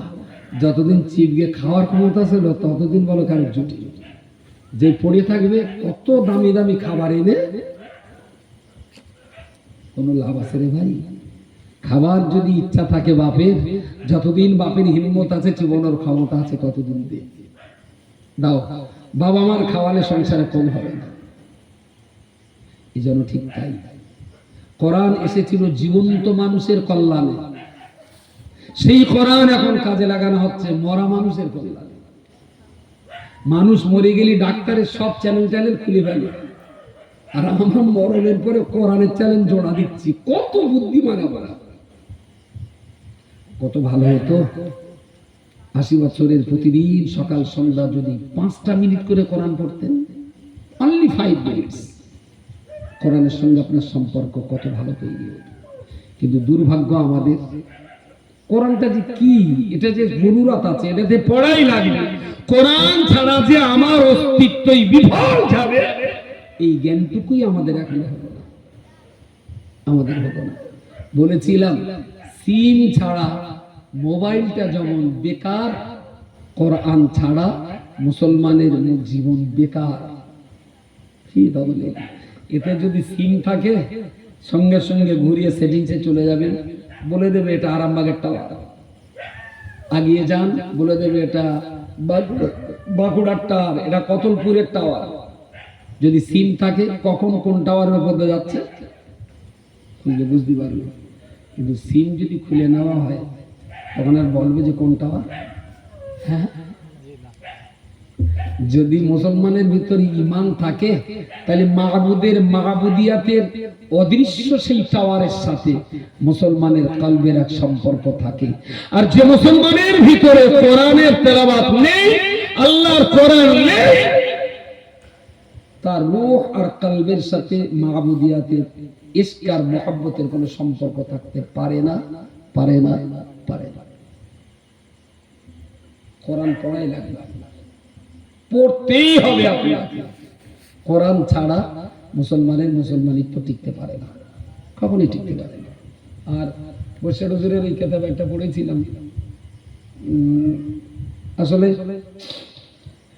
এক দেশে নারকেল নেই, জীবনে নারকেল তারা খায় না, এরকম একটা লোক নারকেলের দেশে গেলি, সে বাড়িওয়ালা একটা গ্লাস ঝুনা নারকেল দিয়ে বললো, ভাই তুমি এটা কেটে কেটে একটু খাও, তাহলে আমি আসছি। ও বেচারা জীবনে নারকেল কি করে খেতে জানে না, এখন সেই বাদে নারকেলের পিছনের দিকে এরকম একটা তিমকোপানা থাকে না পিছনে, ওখানে কুপিয়ে কুপিয়ে একটা তুলেছে, তুলে গালে দিয়ে চিবোয়, না টক না ঝাল না মিষ্টি না তেতো, আর যত চিবোয় তত গালা শুকিয়ে যায়। ছুরি ফেলে দে, বসে আছে। বাড়িওয়ালা এসে বললো, ভাই খাও নি? বলছে তুমি একটা মানসিক জাত, এই দুপুরবেলা টানারো দিয়ে মানসিক ঠকায়। বলছি কেন? যদি মানসিক খায় তা তুই করছো কি? সেগুলো ফেলে দিয়েছি। তো বাড়িওয়ালা বুঝলে ফেলিয়ে দেবে, তাও সে আর ওই ওটা কুড়িয়ে নেবে, নারকল দেখি বুঝতে পেরেছে যে কি খাওয়া খেয়েছে, নারকল দেখি বুঝেছে। তারপর বসিয়েছে সামনে, বসে বলে দেখো, ও সুন্দর করে নারকলের উপর থেকে ছাড়ি ফেললো, রে কি বলে খোলা। আমাদের দেশে আম হলি বলে খোলা, নারকল হলি বলে ছোবড়া। ভিতরটা ছোবড়া, ভিতরটা মালা, আর বাইরেটা ছোবড়া বলে, ছোবড়া। তো ছোবড়া ছাড়ানো হলো, তারপরে আরো শক্ত পদার্থ করে বলে মালা, দেখে দাঁতে কুপিয়ে কুপিয়ে চারিদিকটা ফাটিয়ে সেই ফাটা জায়গায় দাঁড়া দিয়ে বেশ চাঁদতে দিলে ফাঁকা হলো, ঝরঝর করে পানি পড়লো, পানিটা খাক, আর নারকলটা ধরে কানা দিয়ে ঠিক তার আগা দিয়ে ঘুরিয়ে ঘুরিয়ে তুলে দেওয়া হলো। ঠিক আছে, খেয়ে বলছে ভাই সত্যি তো খাওয়ার মতন জিনিসটা সত্যি খাওয়ার মতন। তাহলে তুমি এত গাল দিলে, তাহলে ভাই আমি তো ছোবড়া চিবুচ্ছিল সেদিন মজা লাগছে। ইসলামের যে অ্যাকচুয়াল মজা, ছোবড়া আর মালা ভেদ করে যখন ভিতরে যাবে তবে ইসলামটা মজা লাগবে।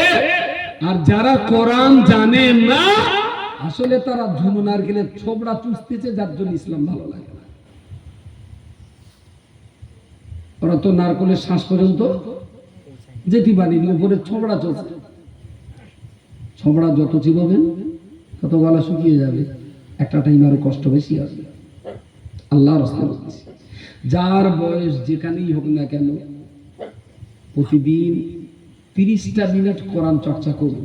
প্রত্যেক দিন 24 ঘন্টা দিন রাত আপনি 30 মিনিট কোরআনের সঙ্গে সময় কাটান, মাত্র 30 মিনিট, সকালে 15 মিনিট, রাতে 15 মিনিট। আমি গ্যারান্টি দিয়ে বলছি আপনার জিন্দেগি চেঞ্জ হবে, ধীরে ধীরে ধীরে ধীরে আপনার জীবন পরিবর্তন হবে। যদি কোরআন আপনি ধরতে পারেন, প্রতিদিন পড়তে পারেন, ইনশাআল্লাহ ইসলামের আসল স্বাদ আর আসল মজা আপনি উপভোগ করতে পারবেন, ভালো লাগবে। তখন জানবেন আপনার দ্বারাতে আগুন লাগানো কাজ আর হবে না, আগুন নেভানোর দায়িত্ব পালন করা আপনার জন্য সহজ সাধ্য হবে। যে জাতির দায়িত্ব ছিল আগুন নিভিয়ে দেওয়া, আগুন জ্বালাবে লোকে, নেভাবো আমরা, ঝগড়া বাঁধাবে অন্য জাতি, মেটাবো আমরা। কিন্তু দুর্ভাগ্য এখন আমরা মেটাবো কি, আমাদের ঝগড়া মেটাতে অন্যেরাই বিপদে পড়ছে। ত্রুটি বিচ্যুতির জন্য ক্ষমা চেয়ে নিচ্ছি। মক্তব আছে গ্রামে, গ্রামের বাচ্চাদের পড়ানো হয় মক্তবে, কি খবর বলে? মাদ্রাসা মানে বাইরের বাচ্চা পড়ে না গ্রামের বাচ্চা? গ্রামের বাচ্চা পড়ে। কোন ক্লাস থেকে কোন ক্লাস? 5 থেকে 8। মাশাআল্লাহ, যেটা 5 থেকে 8 ওখানে বাংলা, ইংরেজি, অঙ্ক সব বই আছে। বাহ। হাই স্কুল, প্রাইমারি স্কুল সেটাও আছে। ওগুলো যেভাবে চলছে সেইভাবেই চলছে। আমি বলছি জাস্ট প্রতিদিন 1 ঘন্টা একটা বাচ্চা মক্তবে পড়বে, যেখানে শুধু কোরআন চর্চাটাই হয়। এবারে সে বাচ্চা মাদ্রাসায় যাক, আইসিডিএসে যাক, প্রাইমারিতে যাক, হাই স্কুলে যাক, যেখানে ইচ্ছা সেখানে যাক, 1 ঘন্টা আপনার বাচ্চার সঙ্গে কোরআনের সম্পর্ক তৈরি হোক। পারবে। গ্রামটার নাম পাড়া বাগনা, তাই তো? পাড়া বাগনা। এই পাড়া বাগনার গ্রামে কটা মসজিদ? একটা মসজিদ। ওকে। তো এই গ্রামের মুসলিম পরিবারের সংখ্যা কত আছে? 130 ঘর মোট। এই 130 ঘর বাচ্চার ভিতরে 130টা পরিবারে মোটামুটি আপনি ধরে নেন প্রায় 200 থেকে 250 বাচ্চা আছে 3 বছরের উপরে আর 18 বছরের নিচে। এরকম বাচ্চা আছে কম বেশি 200 থেকে 250। আচ্ছা, এই 200-250 বাচ্চার ভিতরে কোরআন শিখছে কত বাচ্চা? হ্যাঁ, একটুখানি চেষ্টা করুন। হয়তো 20টা বাচ্চা শিখছে, 50টা বাচ্চা শিখছে। যে 200 বাচ্চা কোরআনের আওতায় আসছে না, এই 200 বাচ্চা কিন্তু কলমাটাও শুদ্ধ করে পড়তে শিখবে না। বাচ্চা বয়সে ওদের মুক্তি দেওয়াটা খুব জরুরি। প্রত্যেকটা বাবা মার হাতে পায়ে ধরে বলছে, এই শিশুকালটা 0 থেকে 10 বছর হলো একটা মানব জীবনের সবচেয়ে ইম্পর্টেন্ট এজ, গুরুত্বপূর্ণ বয়স হলো এই 10 বছর।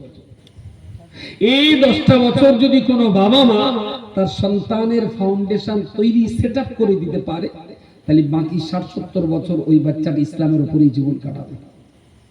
আর এই 10টা বছর যদি বিগড়ে যায়, তাহলে বাকি জীবনটা কিন্তু এই বাচ্চা ইসলামের উপরে জীবন কাটানো কঠিন হয়ে যাবে।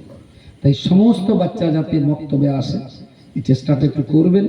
আর আপনারা যারা বয়স্ক মানুষ কোরআন পড়তে পারেন না, বা যারা বাংলা দেখে দেখে কোরআন পড়েন, ওইটা বন্ধ করুন। ওতে সওয়াবের চেয়ে তোমরা বেশি হচ্ছে। যারা বাংলা অক্ষর দিয়ে আ ল হয়কার মো দয়কার আলহামদু এইরকম কোরআন শুনলি আল্লাহ কিন্তু আর উড়িয়ে যাবে। কোরআন পড়তে গেলে আরবি ভাষায় আরবের মতো করে কোরআন পড়তে হবে। বাংলা অক্ষর আর আরবি ভাষা জিন্দেগিতে কখনো শুদ্ধ হবে না, কখনোই শুদ্ধ হবে না। আর শুদ্ধ না হওয়ার বিস্ময় ফলটা কত ভয়ঙ্কর হতে পারে। ওই পীর মাশায়েখরা যখন জিকির আজগার করান, আমরা বসি জিকির করি, ওই জিকির শুরু করার সময় ওনারা আমাদের একটু নিয়ত করতে বলে দেন, বলেন যে চোখ বন্ধ করে বসুন আর আমার সঙ্গে আপনারা পড়ুন। আমি আমার কলবের দিকে মুতাওয়াজ্জা আছি, আমার কলব জনাব পীর সাহেব কিবলার কলবের ওসিলা হইয়া আল্লাহ পাকের আরশে আজিমের দিকে মুতাওয়াজ্জা আছে। আল্লাহর আরশে আজিম হতে নফি ইসবাতের ফয়েজ আমার কলবে আসুক। এরকম তো নাকি কেউ করে? কেউ জিকিরে বসেননি জীবনে? বসবেন মাঝে মাঝে, জিকিরের মৌকা ছাড়বেন না, বসবেন।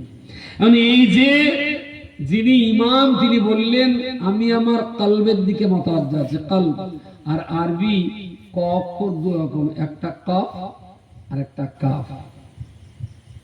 দু রকম হয়েছে না এক রকম? কফ কাফ দুটো উচ্চারণ একই হচ্ছে না একটু আলাদা? যদি কফ দিয়ে আমাদের বাঙালি ভাষায় ওটা বলে বড় কফ আর ছোট কাফ। যদি বড় কাফ দিয়ে উচ্চারণ হয় কাফ লাম বে কলবুন, কলবুন কলবুন মানে অন্তর। আর ওইটা যদি বড় কাফ উচ্চারণ না করে যদি বলেন কালবুন, তাহলে কালবুন মানে কুকুর। কালবুন মানে কুকুর। তো পীর সাহেব বললেন বলো আমি আমার কলবের দিকে মুতাওয়াজ্জা আছি, তার মানে আমি আমার অন্তরের দিকে রুজু হয়ে আছি। আর আমি মুরিদ সে কাফ উচ্চারণ না করতে যে যদি বলি আমি আমার কলবের দিকে মুতাওয়াজ্জা আছি, তাহলে তার মানে হলো যে আমি আমার কুত্তার দিকে ফিরে আছি। ওই জিকিরে জীবনে কলব জারি হবে, জীবনে জীবনে কোনোদিন হবে। পীরের দরবারে বসে জিকির করতে গেলেও কোরআন যদি কেউ ভালো পড়া শিখে থাকে তাহলে তারই পক্ষে সম্ভব পীর সাহেবের দরবারে বসে জিকির ফিকির তালিম তারবিয়াতে অংশ নেওয়া।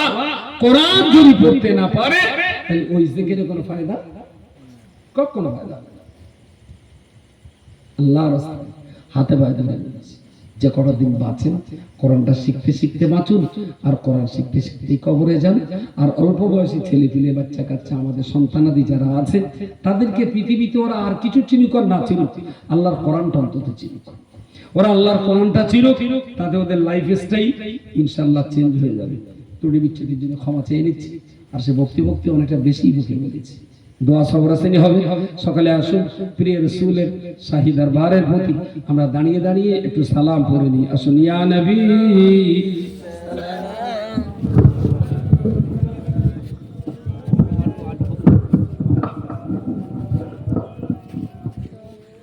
ইয়া হাবিবি সালামুন আলাইকা সালাওয়াতুল্লাহ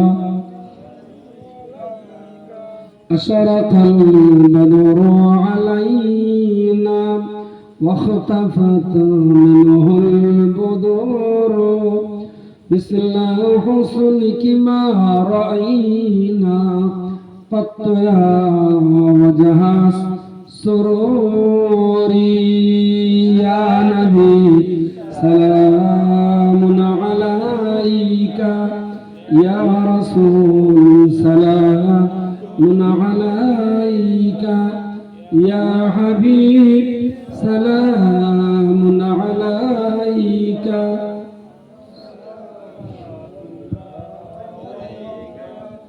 يا حبيبي يا محمد يا عروس الخافقين يا مبيد يا ممجد يا إمام القبلتين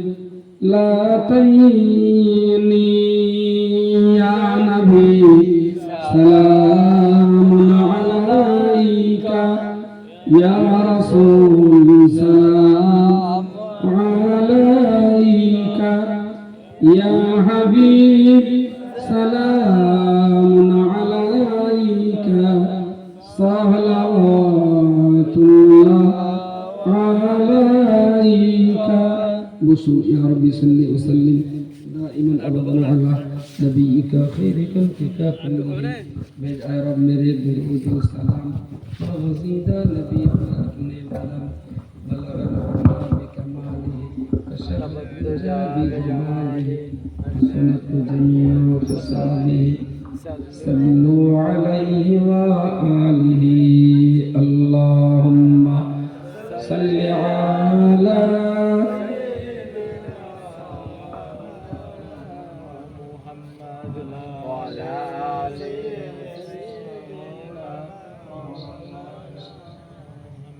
সব রসানি হবে ফাতিহা শরীফ ইখলাস শরীফ দুরূদ শরীফ কলমা শরীফ তওবা ইস্তিগফার সবাই একটু তেলাওয়াত করুন বিসমিল্লাহির রহমানির রহিম আলহামদুলিল্লাহি রাব্বিল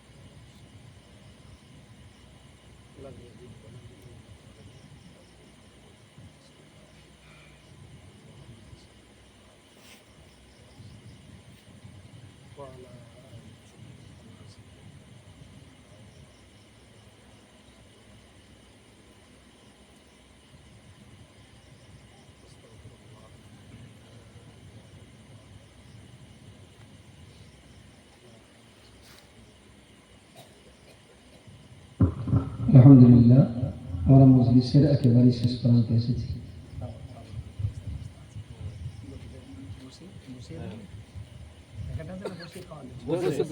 আলহামদুলিল্লাহ দোয়া সবরাসানির পর সকলের জন্য একটু বসিয়ে মেহমানদারির ব্যবস্থা করেছেন কর্তৃপক্ষ সবাই আল্লাহর রাস্তায় একটু খাওয়া দাওয়া করে তাই যাবেন সর্বশেষ ছোট্ট করে একটু দাওয়াত দিই আল্লাহ যদি কখনো মৌকা দেন কখনো যদি মৌকা মিলে যায় একবার বসিরার দিকে আসুন আমরা কিভাবে আমাদের সমাজ ব্যবস্থাটা পাল্টানোর চেষ্টা করছি আমরা গ্রামাইজ কাজ করে 256টা গ্রামে মক্তব সিস্টেম আমরা পাল্টানোর চেষ্টা করছি একটা মক্তব মানে একটা মক্তবে 6টা ক্লাস হয় 6টা সিস্টেমের স্কুল হয় প্রথম ক্লাস হয় সকাল 6টা থেকে 8টা এই ক্লাসে বাচ্চারা পড়ে 3 থেকে 6 বছরের বাচ্চারা পড়বে শুধু ইসলাম চর্চা করবে ওদের 8টায় ছুটি দেবো ওরা গোসল করবে খাবে আইসিডিএসে চলে যাবে ওটাও জরুরি 8টা থেকে 10টা আমাদের সেকেন্ড সেশন এখানে পড়বে 7 থেকে 10 বছরের শিশুরা প্রাইমারি লেভেল 10টায় আমরা ছুটি দেব ওরা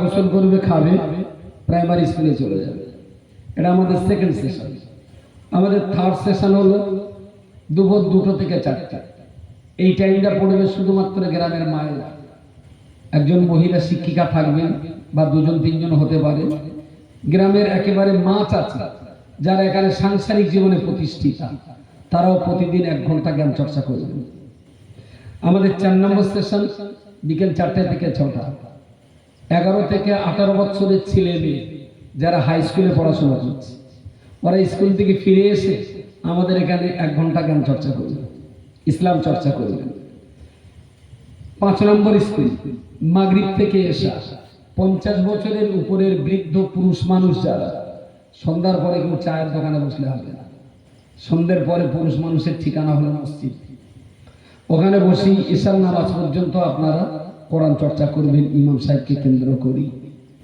ঈশার পর থেকে রাত 10টা এটা হলো আমাদের 6 নম্বর স্কুল এই স্কুলে পড়বে গ্রামের যুবক ছেলেরা 18 বছরের উপরে এবং 50 বছরের নিচের যুবকরা পড়বে একই ছাদের তলায় সকাল 6টা থেকে রাত 10টা পর্যন্ত কখনো 4 জন 5 জন 6 জন টিচার লাগে একটা গ্রাম সামলাতে।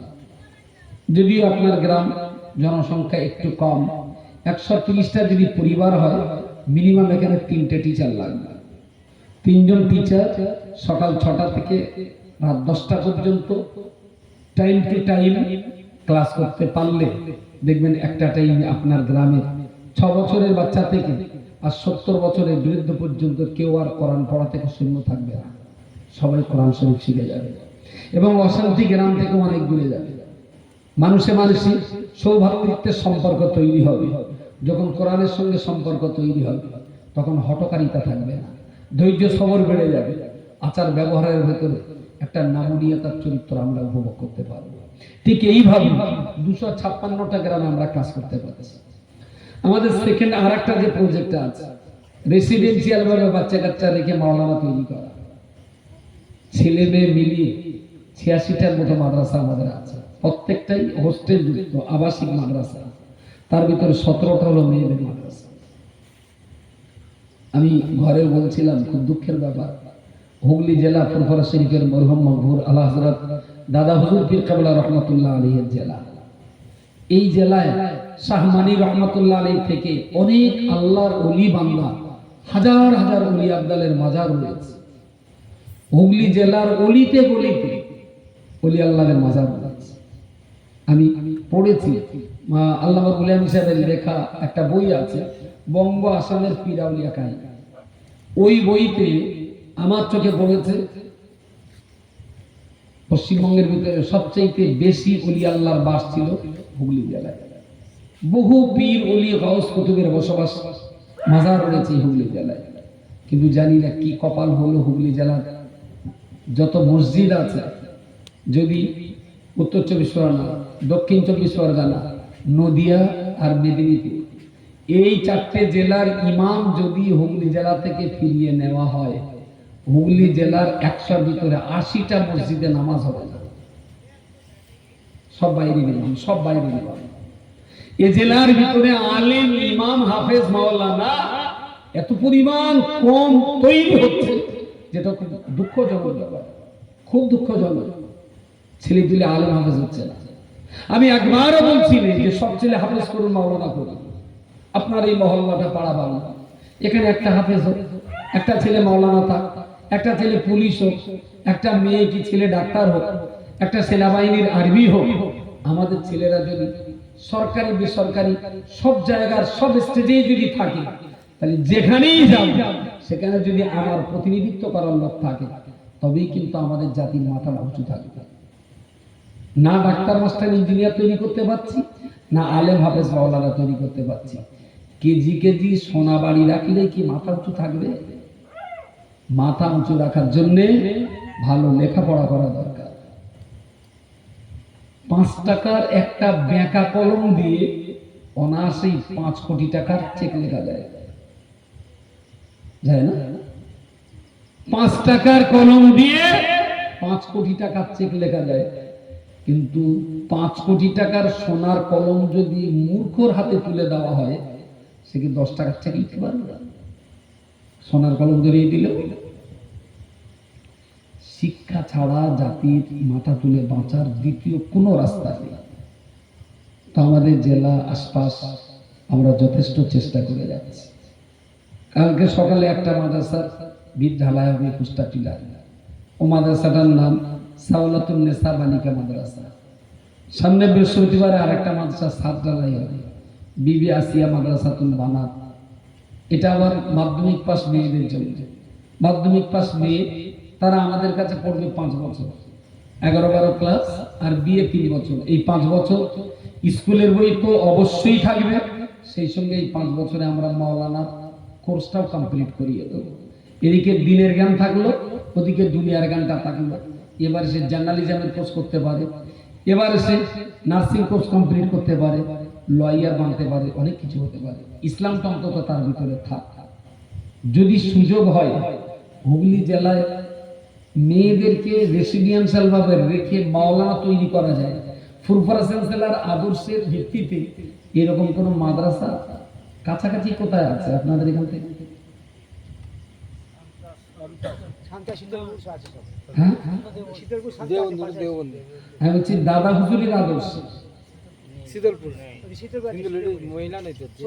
মহিলা মেয়েদের দাদা হুজুর পীর কাবলার নীতি আদর্শের উপরে প্রতিষ্ঠিত নারী জাতিদের মাওলানা করার মাদ্রাসা জিরো। আমরা একটা জায়গা দেবেন বিরোধী কোথাও যদি গ্রামে জঙ্গলে বিগেপি জায়গা দিতে পারেন নারী জাতির ভিতরে ইসলাম টিকিয়ে রাখার জন্য মাঝে মাঝে মাঝে মাঝে একাত্তা মহিলাদের মাওলানা তৈরি করা উচিত। নারী জাতিদের মাওলানা একটা ডাক আমি বলবো না গড়ে সব গ্রামে যদি একটা করে মহিলা মাওলানা থাকে তাহলে ওই মহিলা নারী জাতিদের গোপন মসলা মাসাইল গুলো ওই মাওলানার কাছ থেকে সব তারা জেনে নিতে পারবে। সেই জন্য নারীদের ভিতরে ইসলাম শক্তিশালী করতে গেলে নারী জাতির ভিতরেও কিন্তু ছড়িয়ে ছিটিয়ে এক একজন আলেম মাওলানা থাকার দরকার।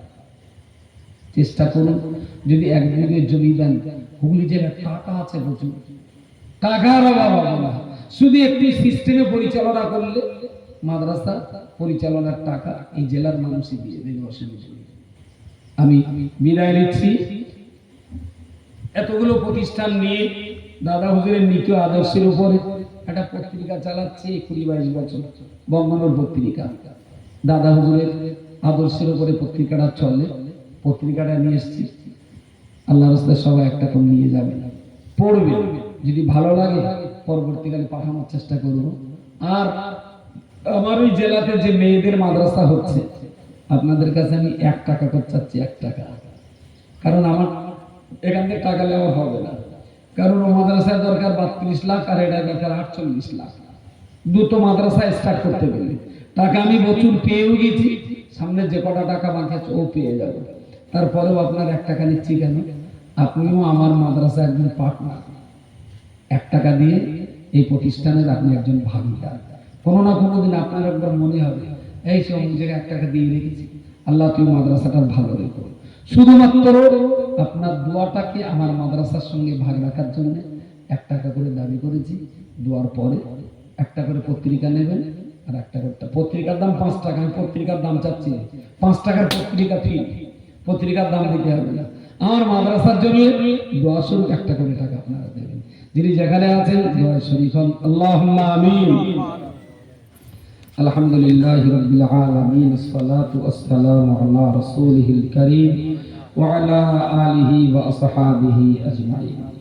রব্বানা তাকাব্বাল মিন্না ইন্নাকা আনতাস সামিউল আলিম ওয়া তুব আলাইনা ইন্নাকা আনতাত তাওয়াবুর রহিম। রব্বিরহামহুমা কামা রাব্বায়ানি সাগীরা। ربنا اغفر لنا ذنوبنا ولإخواننا الذين سبقونا بالإيمان ولا تجعل في قلوبنا غلا للذين آمنوا ربنا إنك رؤوف رحيم. يا الله এতটা মানুষ সম্মিলিতভাবে কোরআন হাদিসের কিছু জ্ঞান চর্চামূলক আলোচনা করে আপনার শাহী দরবারে করে খালি হাত তুলেছি মাহবুব আমাদের জিন্দেগির গুনাহগুলোকে আপনি ক্ষমা করে দিন। আমাদের আব্বা আম্মা প্রিয়জন যারা কবরস্থ হয়েছেন তাদেরকেও আপনি ক্ষমা করে দিন। কোরআন শরীফ দরুদ শরীফ কালমা শরীফ ওয়াজ-নসিহত এসব কিছুর বিনিময়ে যে সওয়াব আপনি দান করেন এ সওয়াব সর্বজ্ঞের বিশ্বনবী মুহাম্মদুর রাসূলুল্লাহ সাল্লাল্লাহু আলাইহি ওয়াসাল্লামের দরবারে পৌঁছে দিন। तमाम अंबिया औलिया गौस कुतुब सूफी दरवेश ওলি আবদাল নাজির নকিব শাহাদা সিদ্দিকিন সালিহিন উলামা মুতাকদ্দিমিন মুতাআখিরিন গণের রূহের সওয়াব পৌঁছে দিন। রব্বুল আলামিন তরিকতের পীরগণ মাযাহিবের ইমামগণ কোরআনের মুফাসসিরিন হাদিসের মুহাদ্দিসিন ফতোয়া ফারায়েদের ইমাম মুজতাহিদিন গণের রূহের সওয়াব পৌঁছে দিন। খাস করে আল্লাহ বঙ্গ আসামের হাদি মুজাদ্দিদুজ জামান আলা হযরত দাদা হুজুর পীর কাবলা রহমাতুল্লাহ আলাইহির রূহের সওয়াব পৌঁছে দিন। তারপরে যার টুকরা কাইয়ুমুজ জামান বড় হুজুর কাবলা মুফতি আযম নজলা হুজুর কাবলা আলেমে দ্বীন সেজে হুজুর কাবলা মাদারজাদ ওলি নওয়া হুজুর কাবলা আশিকে রাসূল ছোট হুজুর পীর কাবলা রহমাতুল্লাহ আলাইহিম আজমাইন গণের রূহের সওয়াব পৌঁছে দিন। বড় মাওলানা সাহেব দরগাপুরি সাহেব নওমানী সাহেব চিশতি সাহেব তৎসহ আল্লাহ হুগলি জেলার অলিতে গলিতে কত হাজার হাজার পীর ওলি আউলিয়া গৌস কুতুবের মাজার রয়েছে আল্লাহ তাদের সকলের রূহে সওয়াব পৌঁছে দিন। রব্বুল আলামিন আমাদের আব্বা আম্মা, শ্বশুর শাশুড়ি, ছেলে মেয়ে, ভাই বোন, পাড়া প্রতিবেশী, এখানে করিব বাড়ি, তারা যারা পরিমাণ ইমান নিয়ে কবরস্থ হয়েছেন, আল্লাহ তাদের সকলে রুহের সওয়াব পৌঁছে দিন। আল্লাহ তাদের সকলে রুহের সওয়াব পৌঁছে দিন। আল্লাহ পাড়া বাগনার নামে এই গ্রামের মাটির নিচে কত শত সহস্র মানুষ শায়িত রয়েছেন, আল্লাহ তাদের প্রত্যেকের রুহের সওয়াব পৌঁছে দিয়ে তাদের রূহগুলোকে মাকামে আলা ইলমে থাকার জায়গা করে দিন। রব্বুল আলামিন আমাদের প্রিয়জন যারা আমাদের ছেড়ে বিদায় নিয়েছেন, তাদের জিন্দেগির গুনাহগুলোকে আপনি ক্ষমা করে দিয়ে তাদের রূহানি দোয়া আমাদের সকলের নসিবে কবুল করুন। রব্বুল আলামিন পৌঁছে দিয়েছে আপনার বাণী আর আপনার নবীর বাণী। আল্লাহ বাকি হেদায়েতের মালিক তো আপনি। বক্তা শ্রোতা আমরা উভয় আপনার কাছে হেদায়েত কামনা করছি। আল্লাহ কোরআনের আলোয় আমাদের অন্তরগুলোকে আপনি আলোকময় করে দিন। ইবলিসের কুমন্ত্রণা থেকে আমাদেরকে আপনি হেফাজত করুন।